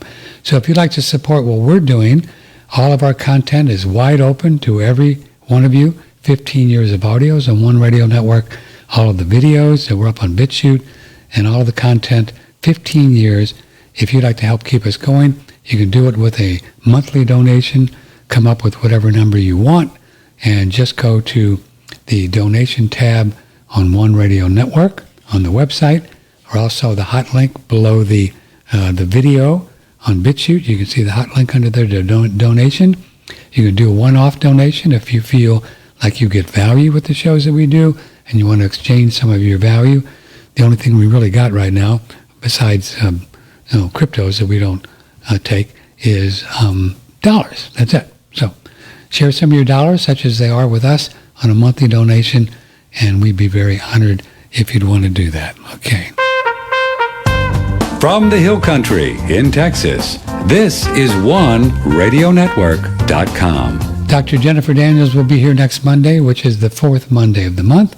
Right now we're talking with Steve Falconer, and this is OneRadioNetwork.com. If you'd like to be on the show, 888-663-6386. Email patrick@OneRadioNetwork.com. Got a few kind of cosmology truth questions for Steve Falconer of Space Busters. Really love it when you have Steve on. I don't understand where the stars are. Do we really know? Could they be on the other side of the firmament?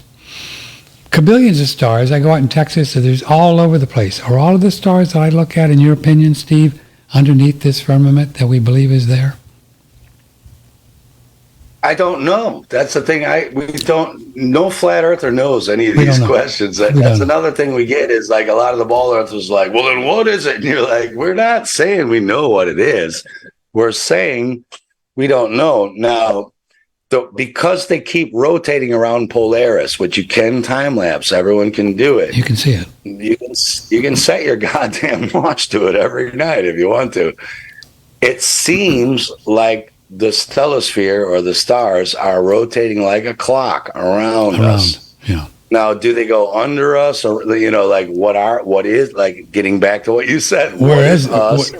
Where are they? We don't know, but we can time them. And I promise you, if you're flying around at 60,000 miles an hour this way, spinning 1,000 miles an hour that way, around the sun going 63 million miles an hour there around that, there's no fucking way Polaris would be sitting dead straight in the sky every night. Just can't happen.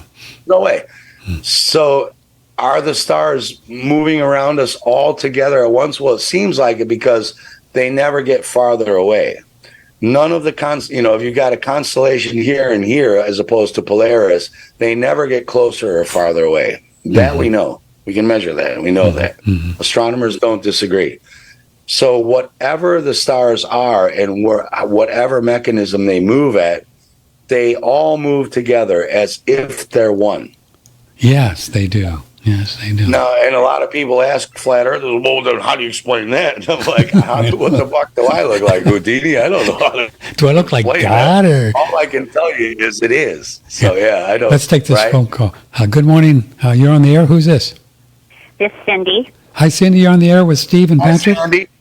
Hi. Hey, listen, I just had what made me switch to the flat earth versus the round.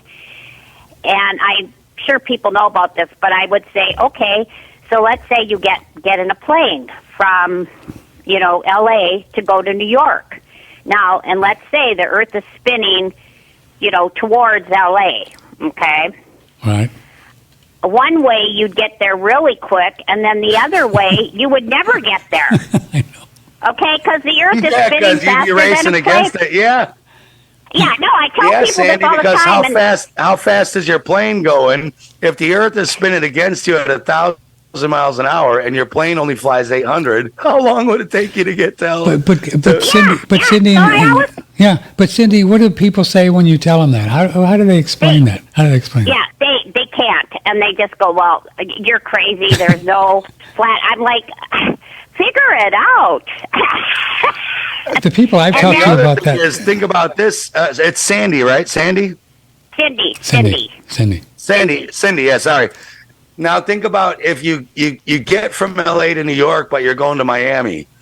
So now you start flying south to land on a runway facing north-south, but that runway is moving 1,000 miles an hour east to west. Exactly. How does the plane land on a runway that's moving 1,000 miles an hour the opposite direction, right?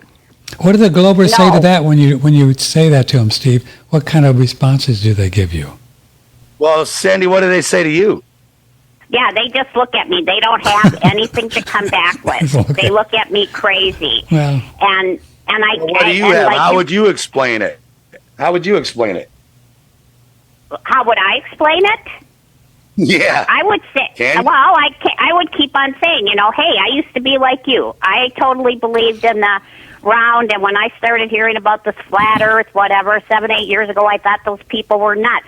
But I never researched it, okay? I just thought these people were crazy. And then I was listening to some interview a few years ago about something not even related to flat earth, and I can't recall who it was, but they brought up something about flat earth, and it sparked in me something. And I was like, that's interesting. And that's when I started to look into it, because it just sparked that little bit that, hey, I could be wrong. Okay. Well, all right, sweetie. Thanks for calling. We appreciate it. Which is a great attitude to have. You shouldn't listen to what we're saying. You should come into this saying they're wrong. But you should also not dismiss what we're saying, like you just said. You need to go out and say, all right, I heard these 3 crazy people on the radio saying this is like this. You go out and prove how it's possible. Your plane could be flying 800 miles an hour west to east against 1,000 mile an hour Earth spinning under it and still get there in 4 hours. You can get there in 20 minutes. And then explain how you can land north to south if the runway is 1,000 miles west of you every hour. Yeah, exactly. And we've seen, it's interesting. We've seen a lot of flight manuals. Some are from the government, and you've seen these, and they actually say it. I mean, you can read it.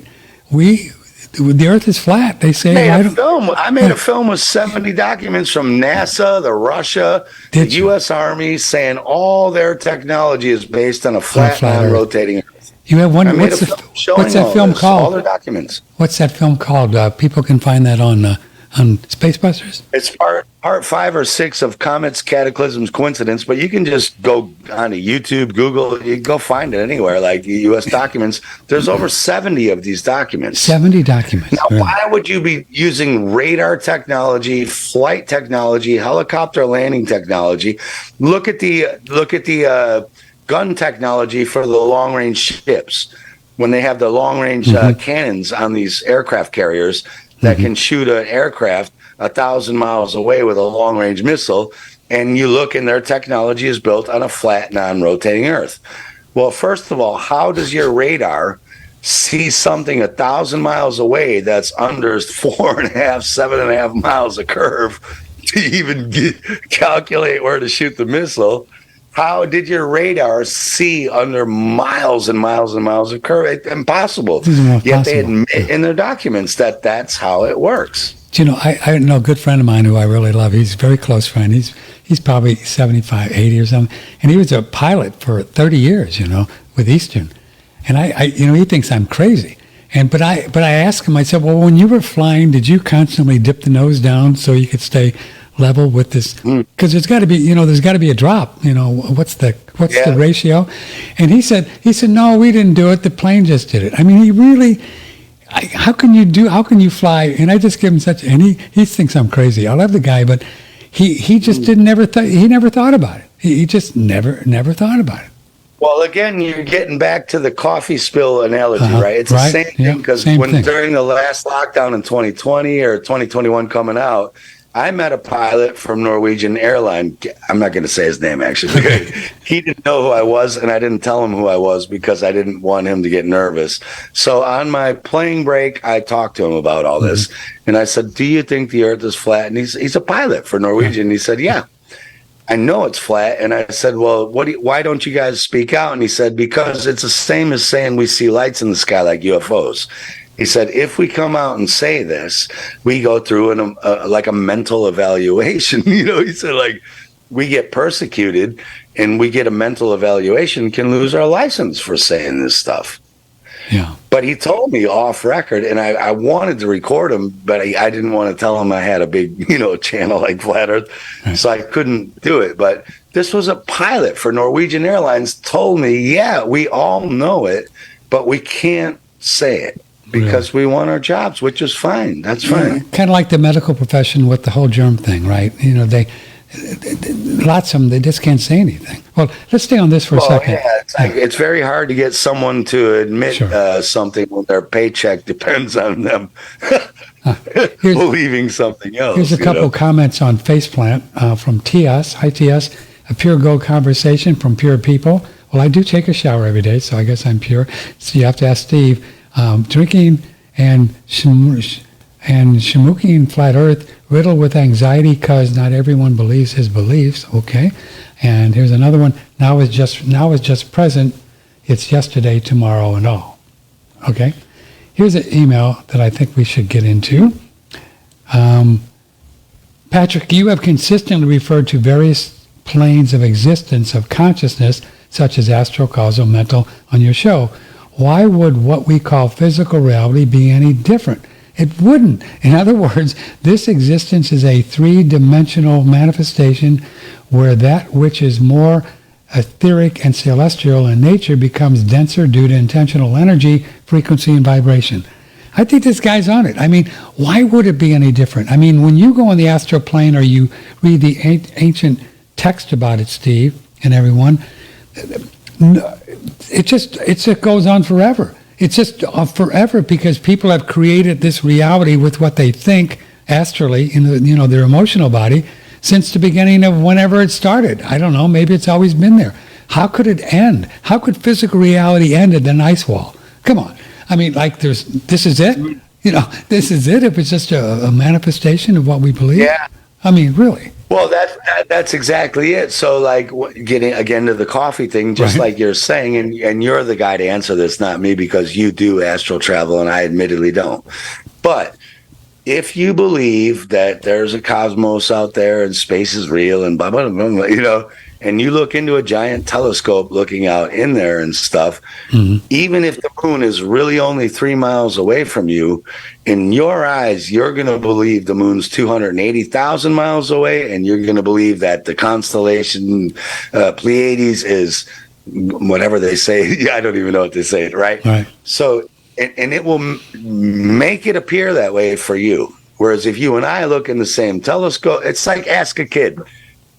On a supermoon, sometimes the moon's like this big, and sometimes the moon on a supermoon's this big. Right.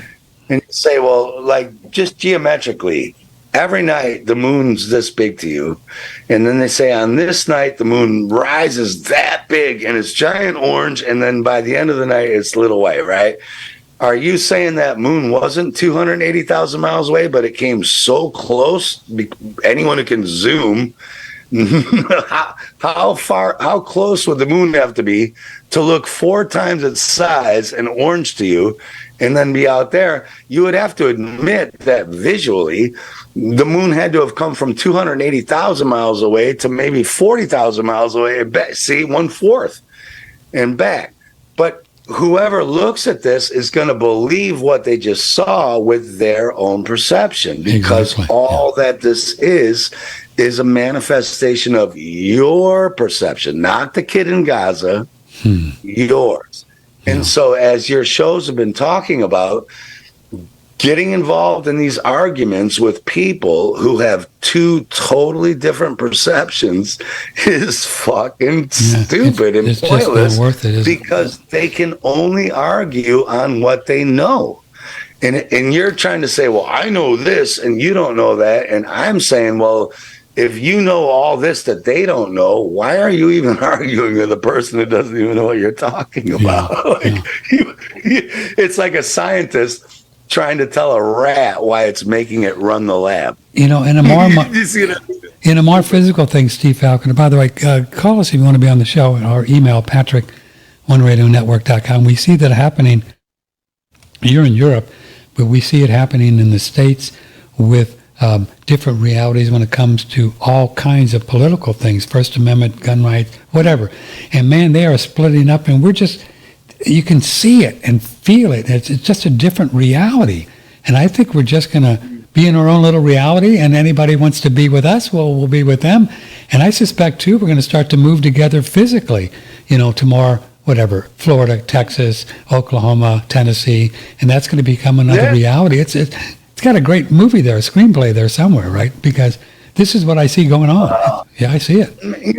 I grew up like this, I was in Chicago. I was the only white guy in an all-black band, and then one of those black bandmates who I'm going to be interviewing soon about racism was in my white band, right? And we were on different south and north side of Chicago, which is the white side and the black side, and we both encountered reverse racism, right? Now, when I was a kid, my dad would drive us into downtown Chicago, and you get off the intersection and where we're going, and we'd be in a rough neighborhood, they call it. And some guys are coming to wash the windshield, and they would be black. And my dad would be like, roll up the window, it's black guys, But then my dad would say the same shit. He was in the coffee business. He would say, son, I worked with this guy at the plant for 25 years, and then he'd go, real nice black fella, as if the rest of them are not. You see what I'm saying? Yeah, he's a real nice one. Yeah, I know. I've heard that. You see that? But he would say it in a way like, I'm not racist, but this black guy was nicer than the usual, Yeah. And then when I was coming up, I'm playing in a band with all black guys, and they're all fucking real nice black fellas. They're as cool as any of the white guys. And I even saw them getting more shit taking them into my white neighborhoods than them taking me into the black neighborhoods, even though I did get shit. So again, it's this perspective we all have, It's like, Dad, all the black fellas, most of them are real nice black fellas, and there are a lot of fucking assholes in there too, but because they're poor and desperate. And most of the white people are pretty nice too, but there's a lot of assholes in there too. And actually, ironically, most of them are rich and trying to take over the world. Show me all the black guys and the Bill Gates and Klaus Schwab. And it's no secret, Steve, but every globalist and media organization in this country, I don't know how it is in Europe, they're doing everything they can to continue to talk about the difference between men and women, and the guys are bad, and we've got the black and the white thing, and every story. I mean, I don't know how the BBC is, but NPR, National Public Radio, they're the most racist organization on the earth plane. Man, it's crazy what they do. They just want to make you just angry with these people. Wow, with each other. Well, for me, the funny thing is, I'm a little different than that. I acknowledge and think there are differences between men and women. I think there are differences between black and whites. I don't think they're bad. I think they're real. And they're teaching you to look at to hate them, yeah. Okay, when you look at the evolution of consciousness, right? Like a rock. Let's take the consciousness of a rock, and it does have a consciousness. I believe they do. It has action reaction. In other words, the consciousness of a rock is, I push the rock and it moves. So that's action reaction. Then you have another layer of consciousness called stimulus response, which is like water. I add hot water I add hot heat to a water, and it reacts. It turns into steam, and it boils and turns into steam and that. That's another basic level of consciousness. Then you have a lower conscious level called similarities and differences, which is like a zebra. So a zebra sees a lion coming, or a zebra coming, and a zebra, has more. A zebra also has action reaction. I can push a zebra and it will either run or kick me. It has stimulus response. I can do something to it and it will do something to me. But it knows the difference between a lion and a zebra. So that's like a third basic level of consciousness. And that's what all these movements do. They're trying to put a human who has 9 more levels of consciousness down to similarities and differences, going, that's a black, you're a white. That's a Jew, you're a Christian. You see, that's a Democrat, you're a Republican. That's the same consciousness as a fucking zebra has. And you have way more levels of consciousness, and they're trying to make you as dumb as two better than a rock. That's what they're doing. Yeah, I agree. Steve Falconer, Patrick Timpone. Here's an email. We occupy a plane of consciousness. When you dream or go out of your body, shift your consciousness attention point into another dimension, the mind field. You don't see a ball earth. You see whatever your level of consciousness awareness perceives. This opinion is based on my own conscious observation, doing dream work, and doing out-of-body experiences. Yeah, I agree. I mean, that's just the way it works. Yeah. What do you see, Pat, when you go out? What do you see? I'm just a view. No, I've never seen a view from that. When I go, I'm just really mainly talking with people, generally, in different meetings or giving talks. And it's just the astral, or I don't know what plane it is actually. I don't even know where it is. It's just not here. Have you ever tried to look? Well, I have. Maybe next time you try to.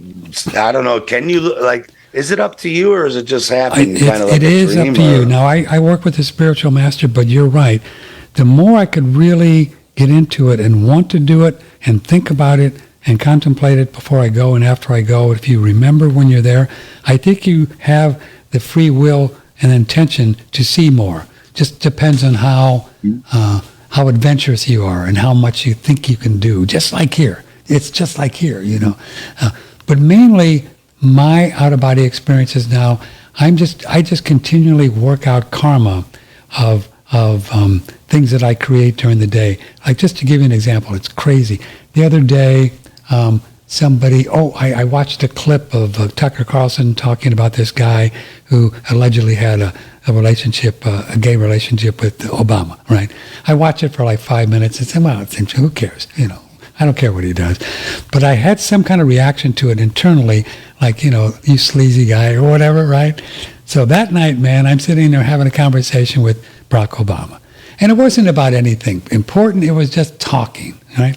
So this is how it works. When we are for something, like saying, oh, Obama's cool or Obama's bad or Trump is good, we create karma. And we have to work that out. Because we put, just like you said with the rock, we have pushed something, right? And there's got to be a reaction to it. And that is what John Lennon talked about, instant karma. When you create it, you can repair it. And that's what you do at night. When you sleep, you're just working these things out. Oh, Obama, you're cool. It's okay. I don't care what you do. Does that make sense? That's what the dream life is about. That's what we're doing out there. We're just kind of... Well, I mean, that's really funny because that's what's happening here, too. So we've all heard David Icke or all these people, they talk about thesis, antithesis, synthesis, right? Yes, right. Problem, reaction, solution, Hegelian dialectic, right? Right. I don't think that people really understand how this works. I don't think people get this. Because we're in a world of duality, meaning you cannot have hot without, you and I have talked about this a lot. Right. Hot doesn't exist without cold, and cold doesn't, right? So what the elites know is that as soon as you make a thesis that doesn't exist, as soon as you make that, because you're in a world of duality, already the antithesis or antithesis exists. So whether your thesis actually exists in reality or not, it doesn't matter. As soon as you put your thesis into the public consciousness, by default in duality, the antithesis exists. And so, therefore, all you're trying to do is work to get them to believe in the fictional antithesis instead of the fictional thesis to get the real synthesis. Does that make sense? Absolutely. I think you're dead on. You're dead on. That's what we talk about, not to be for or against things, because every time we create anything, just like you said, anytime you create anything with your thought, with your image, like this is the way it is, there's another end on the other end. I mean, there just is. You've created them both at the same time. Yeah. You can create the mirror image or the image. They create each other instantly. That's right. And then your job is just to get people to believe in one or the other when both are totally fictional as well. Yeah. Both are made up, and that's why, we try to do the razor's edge where you go through life and that's interesting, but not get involved in it and get caught up into it because you got to work out that karma. And I think that's why we're here on this earth plane, to figure this out and somehow blow this popsicle stand. I don't know what. But you can't not. I mean, you can't not get involved. There's all these people like I'm an empath, like as if they're special. You meet these people like I'm an empath, like that's some special trait we don't all have. We're all empaths. So this is one of the catch-22s they have us in. So they create a thesis. It automatically fictional. It automatically creates a fictional antithesis or antithesis. Yes, sir. And then. And then they make you feel guilty that you don't care about the people in Gaza or about, like, are the people taking the jab, right?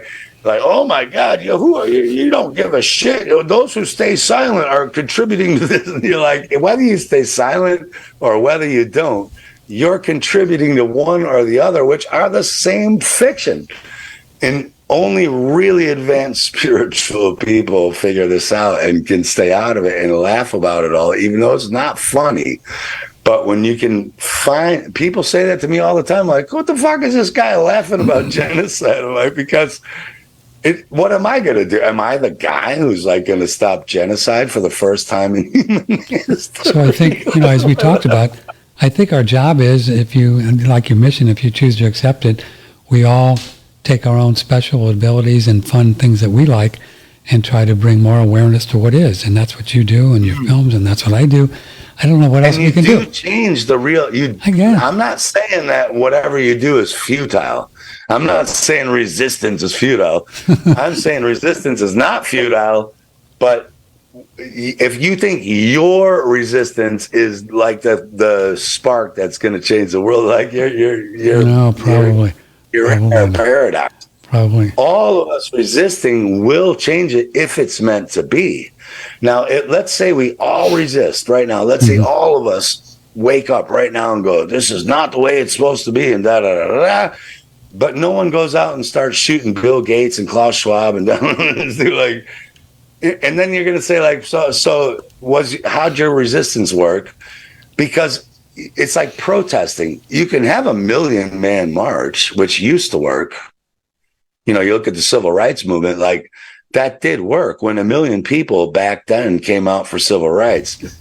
That did change it. But now you can have 1 million people marching for COVID, and the government's like, you got to be in bed at 10 o'clock and 6 foot. I can remember, Steve, when in the 70s we were out in the streets against Vietnam. I get goosebumps when I think about it. And we changed some stuff. I mean, Nixon, he saw those people out there and all us, and he didn't like it. He didn't like it. And so, I guess we moved the war along a little bit. Yeah, because he's the one who fucked you with the gold and silver standard. He already knew he got you. He knew, man. He said, I already got you dudes, man. Okay, let's talk about a few. He's like, I already got you behind the scenes. You can't trade in your dollars for gold anymore, man. I got you. I'll give the black rights because I just took away all your rights, no matter what color you are.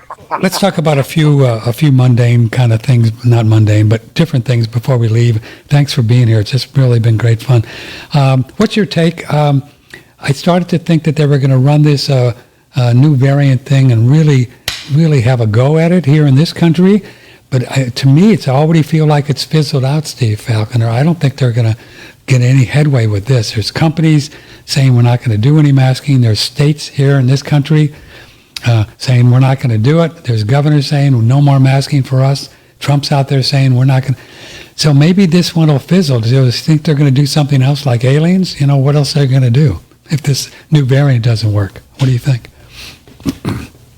They're going to do this. One of my favorite fictional books that I've ever read, fiction, is this book here by Robert Anton Wilson called The Illuminatus Trilogy. Oh, yeah. Let me do a screenshot. We know Robert Anton Wilson. Yeah, that's great. Yeah. Now, this is a book from 1975, and when you go to page 17, one of the themes of this book is that they take an anthrax, which doesn't hurt you. You can eat all the anthrax bacteria you want. But anyway, they make a bioweapon out of anthrax, and the first variant of the anthrax in this book, they call anthrax mu. Mu? Now, that was the name of the first COVID variant. It was mu. I'll be done. And in this book, the next variant they made was called Anthrax Delta, which was the name of the second COVID variant. And then the third was Anthrax Delta Mu. Now, in this book, all the Illuminati, they say to each other, "Hail Eris." Now, Eris was the Greek goddess of trouble and deception. Yes. So in this book, when all the Illuminati meet each other, they say, "Hail Eris." Now, there are a lot of Greek letters. You could say, yeah, but there's Alpha, Delta. You know, you can go down the Greek alphabet. You say, what are the odds, though, that the real fake variants came out in the order of Mu, Delta, Eris? And then the new variant, there was one that was called EG5, which backwards is 5G. And then the new one was, what was it called? Purola, which people have been looking up, and it means dick or cock. Really? So whoever, and you know the Illuminati card game, right? People are saying like, well, everything that happens in the Illuminati card game happens. Well, for people who don't know, the Illuminati card game was based on this book. All the shit that happens in this book is what the Illuminati card game was based on. Now, all the variants were named after the variants of the anthrax, which is fake. In this book, Eris is named after it. The new one is named after it. I'm saying these people, whoever is behind this, which is probably the Illuminati, because I think the reason they're taking the piss and following this script is as a joke, is an inside joke. So there's no way out of all the letters and all the Greek shit, like they pick these three only. Get out! No way, man. How do you think a guy like Anton Wilson would become aware of that in 1975? I guess, I don't know. I don't think Robert was in on them because he's from Chicago himself. Like I've heard a lot of his talks and stuff. I think he knew. I think they well researched, and he wasn't the only author. The other one was Robert Shea. Yeah. So now the funny thing with this book is they claim both of them were on LSD. They wrote it together, but at separate times. And then what's great about this book is 30 different stories from 30 different time periods that you think are random are progressing in this book, and you're reading it going, what the hell? And then in the last two chapters, they come together and make sense. And then in the afterword of the book, they say, we've been mind controlling you, and here's how we're mind controlling you with black magic. And they tell you how they've been using neuro-linguistic programming, which didn't exist in 1975, to mind control you. Yeah. Which is it's the greatest book ever. If you've never read this book, I have not. I'm telling you right now, if you've never read this book, it's the greatest work of fiction ever. And as a screenwriter, you should read this. There's a lady that put a thing up on the Red Hot Chili Peppers. We put it on Faceplant, I think 1970 or something. And they did this song, and it was all about everything that was going on here today.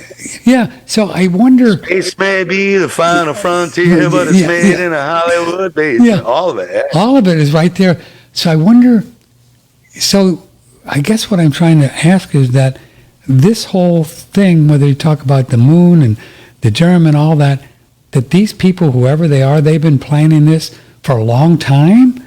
This is all part of a cosmic joke that they're just trying to do to make us crazy? Since 1975, if you read this book, Yeah. and the people are like, how come the Simpsons keep predicting all this and Sure, stuff? sure. Well, yeah, if you're on a script, and they've all been on a script, of course, they're not predicting it. They're putting it in your mind because they, as again, to come full circle, everything is coming from mind, which is ether, which condenses through the four elements: earth, air, fire, water, hydrogen, nitrogen, oxygen, whatever you want to call it, into a physical condensation. They're making reality happen by putting this shit into your head fictionally in mind through movies and books and so that you will condense that ether into reality and make it happen for them. Yeah, I agree. In other words, they're not doing this. You're doing it because they've made you believe this crap. When you watch a movie like Outbreak, or whatever, Dustin Hoffman, right? Oh my God, and Morgan Freeman and Dustin Hoffman are running around. Oh, fucking monkey scratch this guy.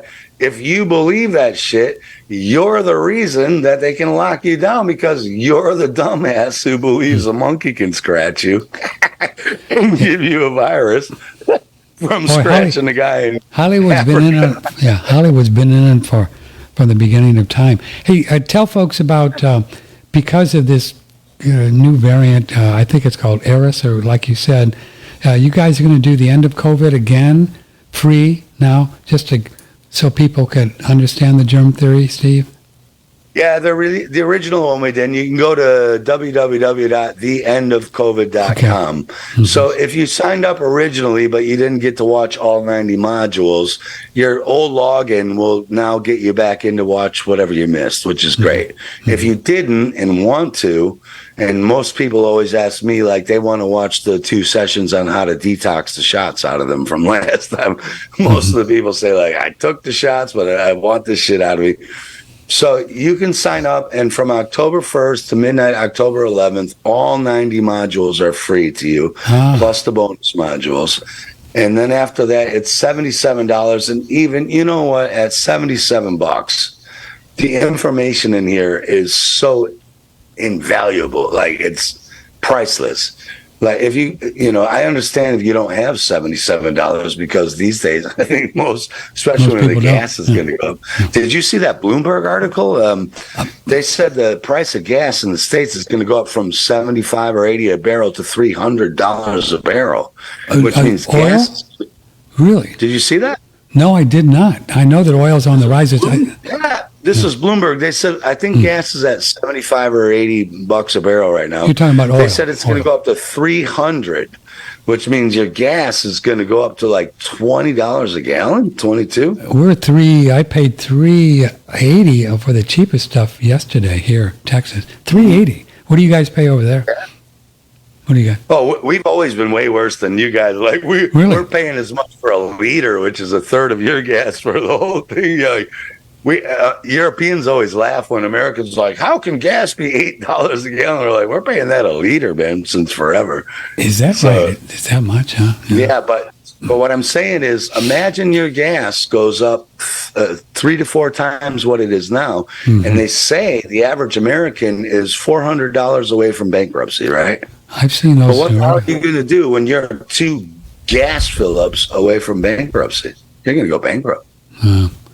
Yeah, they want to destroy this thing, don't they? They want to burn it down. Boy, that's what they're going to do. That's what they want to do. Well, they want to burn and rebuild America.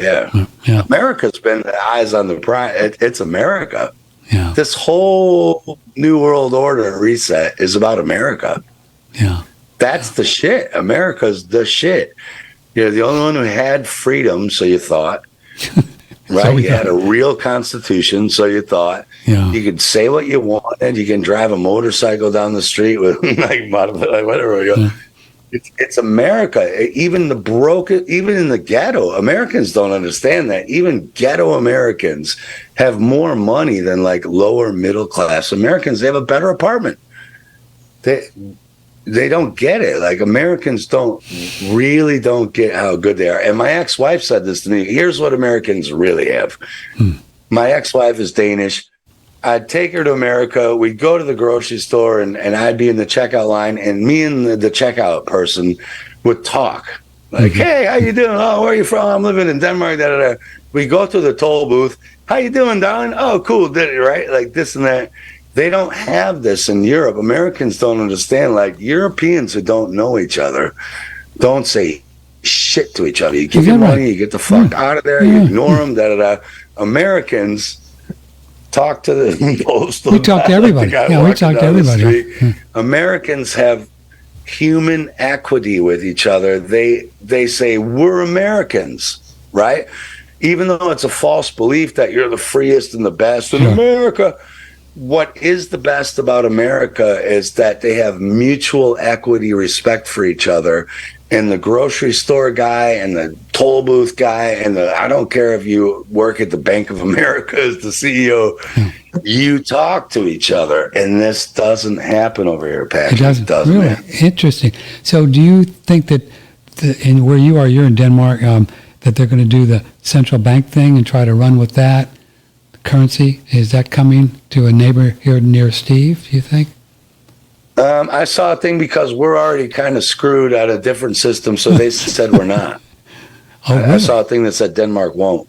But it's already, because like I can't even, they've already got us on this thing. Like this, it's not a digital currency, but it's like, I can't even buy some shit online without like, you've got to okay this through your iPhone to make sure and scan the QR code. You know what I mean? Like, I can't even go online and buy like I don't know, like some tweezers or something like that without a triple verification. So we're already on it. Really on it. Huh? But Denmark didn't take the euro. We're one of the two countries that kept our currency. Ah, okay. Yeah, good for you. Yeah, us in England, England kept the pound, we kept the Danish kroner. Everyone else went to the euro, so we're still strong. However, we're on this system, right? Like this, what do you want to call it? This digital system. We're on it already. Sure. I'm on it too. Yeah. I'm on it. I can't pay my rent without. I can't be like, oh fuck you. It's like, well, you can't pay your rent. I have to scan the QR code. We're on it already. Really? Oh, see, we don't have to do that. Here's an email from Clarice, and we'll let you go to work. Or what time is it there? You're probably going to go to bed, or what are you going to do? Where are you? It's 9 o'clock. We can keep going. I've got nothing going on today. Oh, cool. I can too. All right. Clarice wants to know, all right, so this whole flat earth thing just makes my head explode, as Patrick says. What would be a couple good videos that Steve would recommend that I could watch to see if I could make the turn? She wants to make the turn to a flat earth. A couple of videos, well, what do you think? For starters, you should be a flat earth skeptic. So I would go into your research not believing flat earth. Then I would go personally to Eric Dubai's 200 flat earth proofs, which is very easy. Yeah, he's really good. And if you want me to be egotistical, once you're a little bit more advanced, you could go into Space Busters at BitChute or Odyssey and look at Space Busters with Dave Weiss, Stephen Ross with Dave Weiss, debunking flat earth, and we get there a little more advanced, you know. But I would just start with Eric Dubai's 200 flat earth proofs, which is real basic shit, and it's going to old Zetetic astrology.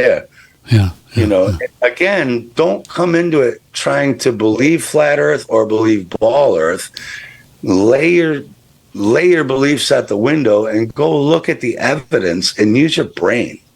Just like your washing machine. Like if I told you that your washing machine would spin around at 90 miles an hour and your clothes would fall to the middle, your brain would be like, no, why would my clothes fall to the middle when I peel them off the side of the machine every day? If someone tells you water sticks to a ball, go take a glass of water, pour it over an orange, and see if it sticks to the orange or if it falls around the other side of the orange. Like, just use real basic common sense with what they're calling physics. Yeah. The other night, my golden doodle who's lying here with me, she woke me up at 2 a.m. and somehow the doggy door was closed. I had closed it earlier for something, and she wanted to go pee, and I go outside. Texas night, the most beautiful moon, and I'm just standing there just looking at it and breathing. You know the sun is not illuminated, and you just know it. I don't care. You don't need a computer. You don't need a Flat Earth Dave or Steve Falconer. You just know. I mean, you just know the sun is not illuminating that big. You just know it. Well, but they don't. Another one is go look at what's called the dark ridge in the sky. Like, we can all see the Milky Way in the sky. Right. There's a thing called the dark ridge, which is it's like the anti-Milky Way. It's dark black, right? Mm-hmm. And they say, oh, it's like a black hole, whatever they say. Well, go out at night and watch. This constellation will hit the dark ridge, then it will disappear behind it, and then it will reappear on the other side, but the dark ridge is supposed to be farther away. You're like, well, what? What's up with that? Wouldn't you see the constellations go in front of it and then pop out? No, it's a black hole. It sucks everything. Mm-hmm. Well, how did this thing go behind it? Well, it would let you know that wherever all the stars are that are moving together, right, whatever the black ridge is, it's not moving with them. Or else they wouldn't go behind it. They'd all move together at the same speed. And they do. If you go look at Orion and any constellation you want, right? When they move through the night sky, they all move at the same speed. Orion doesn't move this fast, and the Big Dipper moves this fast, right? There's no constellation that moves across the sky faster or slower than the other. They all move at the same speed, same distance. But not this black ridge. And then these things go behind it and pop out on the other side. So you have to say, what's that? Is the black ridge like a crack in the projection? I don't know. I'm not saying I know, by the way. I'm not saying I know, but is it like there's a projection moving and the black ridge is on the screen? You know what I'm saying? Like, let's say you had a movie screen with a slit down the movie screen, and the cameraman moved the movie. Well, the movie would move through the slit, right? But the slit wouldn't move. Yeah. So I'm not saying I know what that is. I'm just saying, what the fuck is that? What is that? What is that? Well, why doesn't the black ridge move with the stars? When we started the show, before we went on the air, we somehow, and there's many people that believe that everything kind of changed when JFK was assassinated. And I remember the day it happened. I was a senior in high school, and we got a notice about 12:30. It was 12:30, and they told us that the president was shot. I think it was about 12:30, and on a Friday. And we spent the weekend watching TV, and we watched Lee Harvey Oswald get shot and the whole thing. But there's been about 1,000 books written about it, saying, no, it didn't really happen like Lee Harvey. But and I watched a video by Jay Widener, which one is a fascinating one, and he claims that Kennedy wasn't even shot, that it was with a squid. He's a movie maker, and he said it was a squib thing. It's a fascinating documentary, because he really gets you convinced that he never was shot, and he went into the back seat. Same with Bobby too. Same with Bobby. His hairstyle was parted on the right, and it was on the left. An hour after he shot, and that's the one thing. So they've got the main narrative, right? You've got Lee Harvey Oswald in Colonel Mustard in the library with the candlestick. You've got Lee Harvey Oswald with the magic bullet. Then they got these 50 other conspiracy theories, it was the CIA, it was them on the grassy knoll, One thing none of them say is that he didn't actually die and that it was an actor with a blood pack, which starts to make sense because in some of their own conspiracy theories, they look at the morgue pictures and go, that's not JFK because that guy's hair is parted to the right, the bullet, right? Even in their own conspiracy, the morgue picture isn't JFK. But none of the conspiracies say they filmed that shit to make you think he was, so that he could become the first deep state operative to run the U.S. government without the U.S. government control for the Jesuits. Is that the story? Is that the story that JFK is actually a spooky guy and he's running the show from behind, or was? And did live, and then and then he was gay lovers with Len Biles, and then Bobby was the same. He had to take over for JFK because JFK was really sick. So then he gets fake killed, and then all of a sudden he's laying on the ground after being shot by Sirhan, and then his hair parts from the right to the left, and he's turned sideways, the bullet, right? So no one's ever told the one other conspiracy out of the 50 options. Did these people really get shot and killed? Yeah. Now, remember that the Kennedy family was a Hollywood family. Mm-hmm. Oh, and by the way, the oldest brother died in a plane crash, but never found his body, just like JFK's alleged son died in a plane crash and never found his body, yet he's at Trump rallies for the QAnon. See? Did these fuckers actually die? Did Charles Manson actually do that shit? Were the Tate murders real? Or was this Hollywood product? Was this all made in a Hollywood basement, right? That's the one option they never give you. And then you look at RFK right now. Oh, the media hates RFK, right? They're like, he's anti-vax, he's anti-this, he did a book about Fauci, he's anti. You're like, yeah, he is. Because it's like this. If you've got 1 million or 2 billion people who believe this, whatever they believe, right? Mm-hmm. It's impossible to control 1 million or 2 billion people who believe this. So how do you control them? Well, what you do is you give them 1, 2, 3, or 4, or 10 leaders who they attach onto, who tell them they kind of believe what they believe, right? You pretty much believe what I believe in, and I'm your leader because I'm doing something about it. Well, now you can control 2 billion or 2 million people because all you have to do is control the 2 or 10 people that those people follow. Well do you said. See what I'm saying? Yeah, no, well said. That's good. Yeah.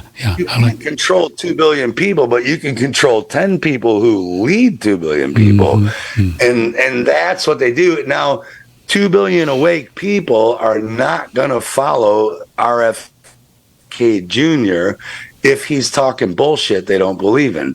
So, of course, he has to say what you believe in. The vaccines. Kind of, yeah. The vaccines, but he'll never say there are no viruses, there are no this, he said climate change is real, we should lock y'all, right? Yeah. But because he said Fauci made a lab in China, you see, he did bust Fauci, and he did say this and that. So now you got 2 billion people going, well, did you see the mainstream media are dissing this guy? And you're like, yeah, because that's how they get you to follow him, is they diss him, and they know you hate the mainstream media. They know goddamn well you don't trust them. Interesting. So they make it look like they don't trust them either. It's the Pied Piper, man. Yeah. So how would you then conjecture that RFK Jr. is playing all of this thing with the election, just out there to do what you say, and that's about it? That he won't be in or anything?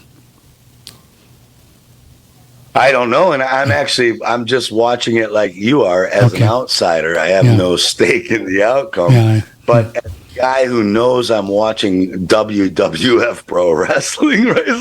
It's like who do you think is going to win WrestleMania 24, Hulk Hogan or Andre the Giant? You're like, I don't give a fuck. I just want to see who you're supposed to think is going to win, right? So I'm just like you. I don't know, but what you can do is, once you know that all this politics is rigged, Donald Trump, Biden, once you know it's rigged, you can watch what they do, and then you can see what they're up to. And if they make your buddy, who you think's your buddy, the underdog, if they put your underdog in power, you know they're really messing with you, right? If they put your enemy in power, and it's the same anyway. They put your enemy in power to make your enemies divided from you, to feel like, yeah, we won this time. And then they'll put your guy in charge next time, and you're like, no, we won. And then you two are going to go shoot each other in the streets with machine guns, and they're not going to do the same. Here's one from Stella. Does Steve understand how they can put a holographic image like a spacecraft in the sky? Is that possible? Yeah, I think you and I talked about this last time. We mentioned it. I saw a holographic 3D expert who said you would need strontium, barium, and aluminum in the sky to make the projection screen to do it. And those are the 3 main ingredients of chemtrails. So, yeah. Wow. Yeah. Very easy. And so, I think, the other thing is, too, they know there are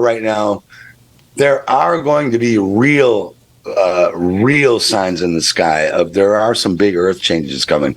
By the way, like climate changes, it's not global warming or man-made this and that. There are huge real climate changes coming, and they're egging it on with weather wars and da. But that's because there are. But if you see shit like not weather related, right? If you see stuff in the sky that's metal or whales or Jesus, if you see anything in the sky that doesn't look like tsunami or thunderclouds or hurricanes or whatever, they're doing that. It's a projection all the way. And don't you think it's curious of all this alien stuff that's coming out? You see the pictures they found of these aliens, and they're just shoving it down. They've had things in the Senate, and the guy comes up and said, "Oh yeah, we found these guys." Remember? See that a couple months ago? So they're really running with the aliens. They're like a foot tall. Yeah. Oh, the foot tall aliens made out of chalk are controlling the world. You should be afraid of it. You're like, he's a foot tall, man. I got kick it. My dog will fucking kill that guy. Get out of here. And just when you think, what do you think of that? That was ridiculous. And just when you think it's safe to go in the water, this is a hilarious one I put on Faceplan and on Telegram. They're coming out saying that people with the Neanderthal DNA are more susceptible. Did you see this? To this new variant. Seriously. I mean, they must really think we're stupid, Yeah, it's true. People with Neanderthal genes are twice as likely to develop life-threatening forms of COVID, and here's how you can check to see if you've got them. Scientists found that 33% of the people in an Italian city had Neanderthal genes. I mean, how can you you got to drink a lot of scotch to make that stuff up, or smoke a lot of whatever they smoke. Crazy. Yeah. Dawn Lester said to me, she's like, you'd have to be Neanderthal to believe that story. They're just taking the piss, That's the funny thing, the Bible didn't mean this, but the Bible, you can read very deeply into it in other levels. It said, you will know them by their works. And so once you understand what's really going on, you can see that is a blatant piss take, and it is funny, actually. It's really a pretty great article. That's pretty curious. I saw another meme where this guy had like a test tube full of green stuff, and he said, "We finally isolated pure retardium," which is like anyone who believes that story. And it's getting funny, Patrick, because that was like a mainstream media article, right? It wasn't even the Onion or the Babylon Bee. It's getting to the point where you read an article and you're like, is this a joke or is this for real? Yeah. And I think that this is going to be challenging too for people who are really looking for the truth, because now you're beginning to see some real videos explaining some things, and people are starting to say, oh no, that's CGI, right? So they're going to work it back against us, because nobody's going to believe anything. Nobody's going to believe anything. Yeah, which it will be, which is, again, why it's not what you and Patrick and I are saying or what they're saying. You need to hone your intuitional skills, your knowledge base, so that you have enough. You need to turn off your fucking Netflix and whatever bullshit you're doing. As fun as I get it, it's a great escape from a horrible day. I get it.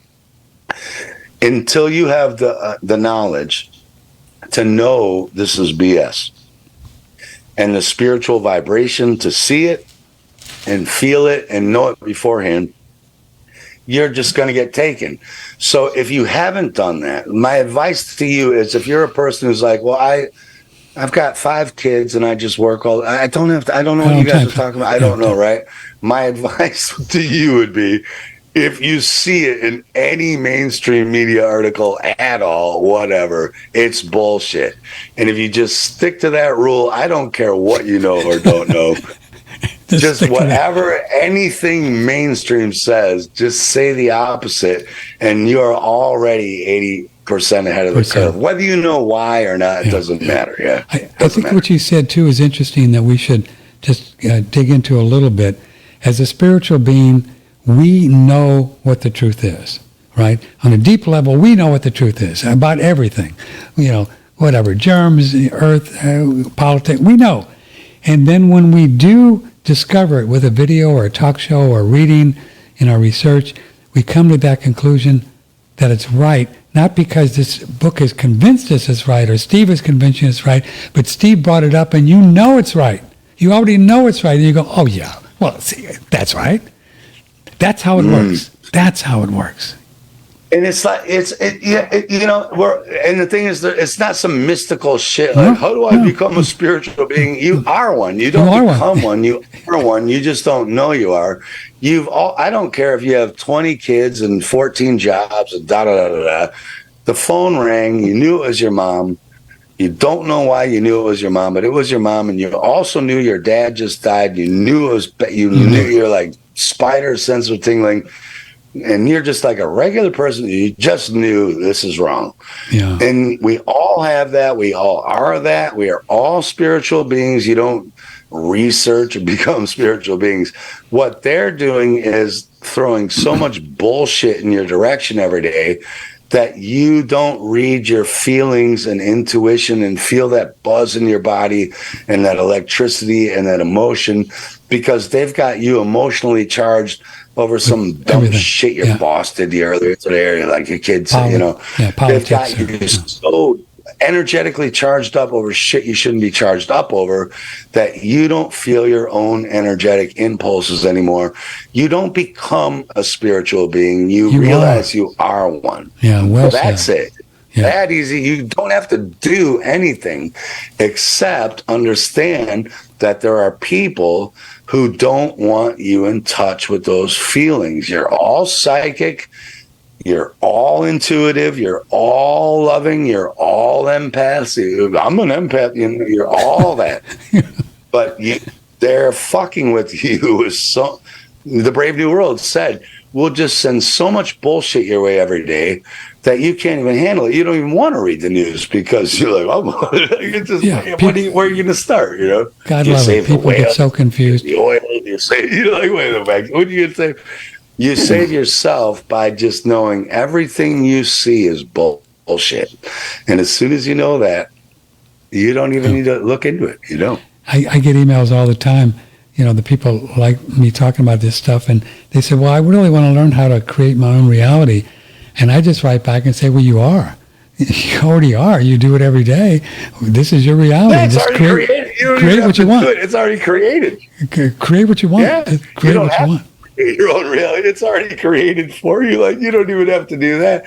They're trying to make you think you have to work to be spiritual. You have to work. Yeah, that's right. You need to do yoga and meditate. You don't need to do shit. You don't need to do yoga. You don't need to meditate. You don't need to research. All you need to know is that you're spiritual, and everything that's happening to you was going to happen whether you do yoga or not.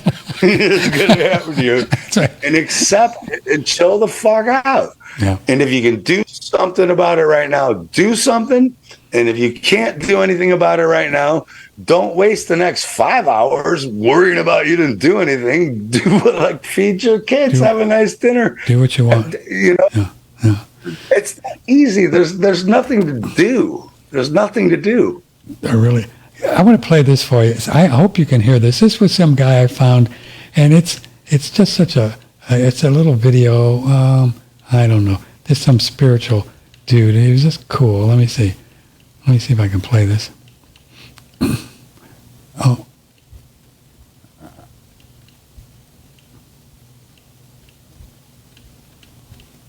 Oh, yeah, here it is.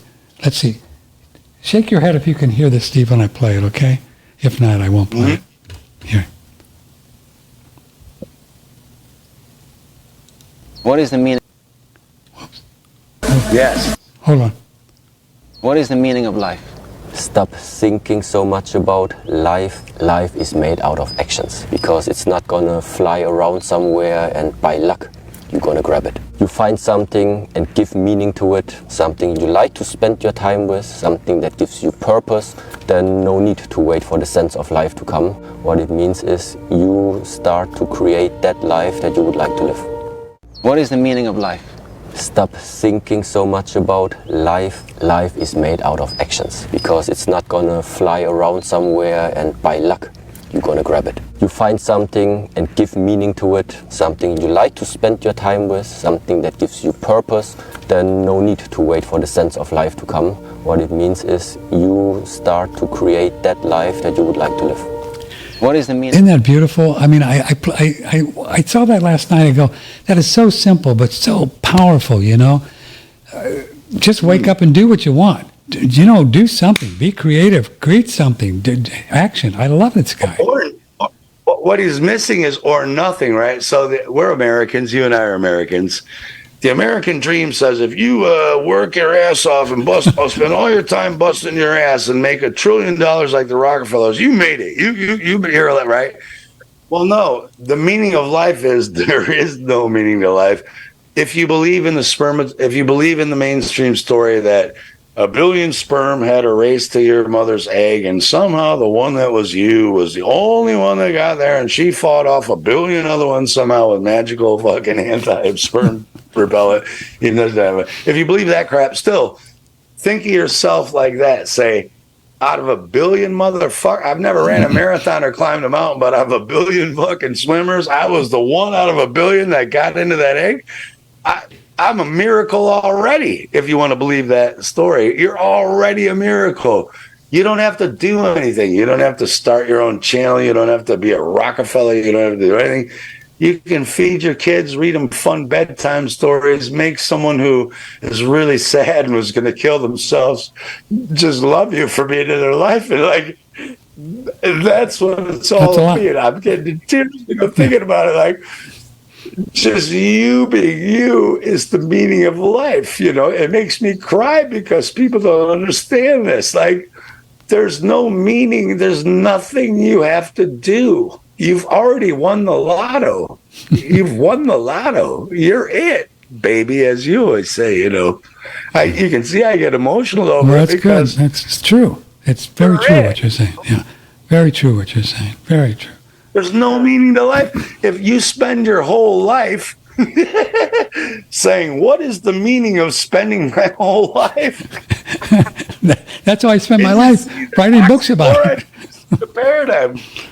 And the meaning is to spend your life however the fuck you want. You want to sleep until 3 in the afternoon? Do it. You want to win a Nobel Prize? Do it. You want to eat McDonald's every day? Do it. That's the meaning of your life. It's your life, not theirs. And don't you dare let them tell you how to spend your life. Oh, that's great. That's so profound what you just did, and I appreciate your emotions about it. Let's end it there. That's it. Do your life, do it. Just do it. Do it. Do it. Mr. Steve, your friend and a brother from another mother, thank you for being here. Really was fun. You too. Sorry to get choked up, man. No, I get choked up all the time. Don't worry, I cry all the time. Don't worry. I'm on the air crying all the time. People say, "Are you cry baby?" I said, "Yeah." I love crying. No. I love it. Well, that's another good one, too. Like before we go, yeah. They're trying to take female characteristics away from females. Like, oh, you shouldn't care about your kids. You should care about work. And then the same with males. Sure. They're like, oh, you can't cry. Weren't you brought up like me? Like I was brought up like if a man cries, you're like a pussy or something. Like something wrong with you. Yeah. You know what I mean?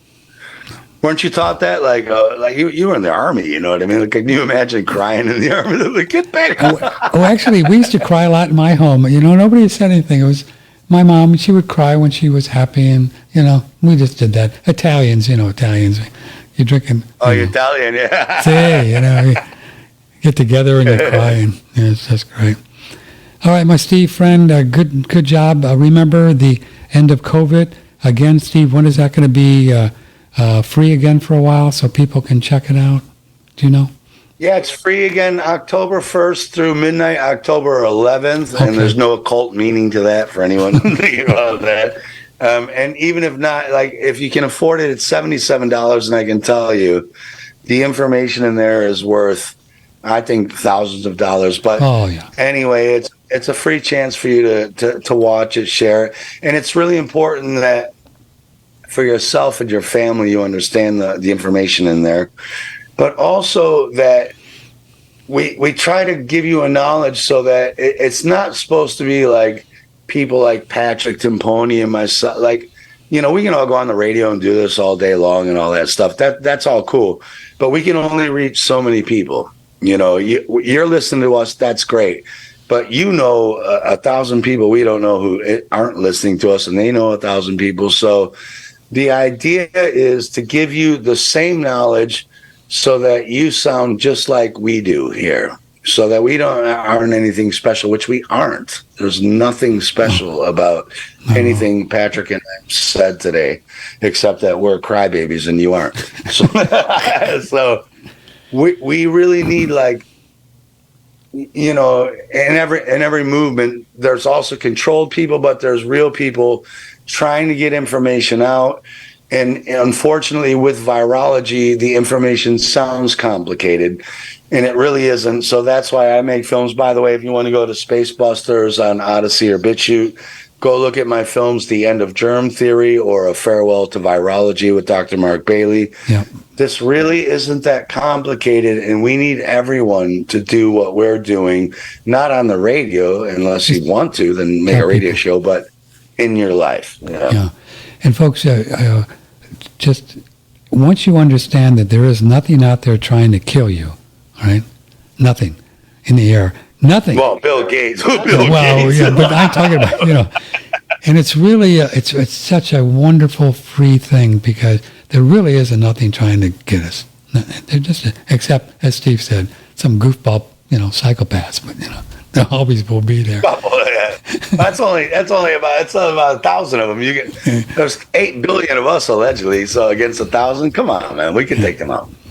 Well, it's fun being on the Earth plane, whatever it is, and we never did come up with where is it, haven't we? Well, we got kind of close. Well, I agree with you. It isn't. It isn't. It just is, right? It just is. Yeah, it isn't. It isn't. Where are your taxes? No. Point to your taxes. Where are they? That's that. All right, Steve. We just are. We'll see you soon. Take care of yourself. Let us know if you need something, coffee or tea, ammo, just let us know. Crossbow, yeah. See you. Excellent. Well, thank you very much, Patrick. Great to be with you again, my brother, and we'll do it again soon, man. Love you soon. Thank you. All That's right. cool. Thanks, brother. That's Steve Falconer, Space Busters. You can find him and BitChute, Odyssey, and just Google them up or DuckDuckGo them up, and you'll find them. So we're going to take a little break here. We take Thursdays off, work on our screenwriting, or go out in the yard and see what's going on, take walks. We will see you Friday morning, 10 o'clock, with Hannah Walsheiser, and we talk about everything that's fun to talk about. So I love you all very much. Thank you. Take care of yourself, and I'll see you Friday morning. May the blessings be. Take care. Bye-bye. Broadcasting from the beautiful Hill Country in Texas, this is OneRadioNetwork.com.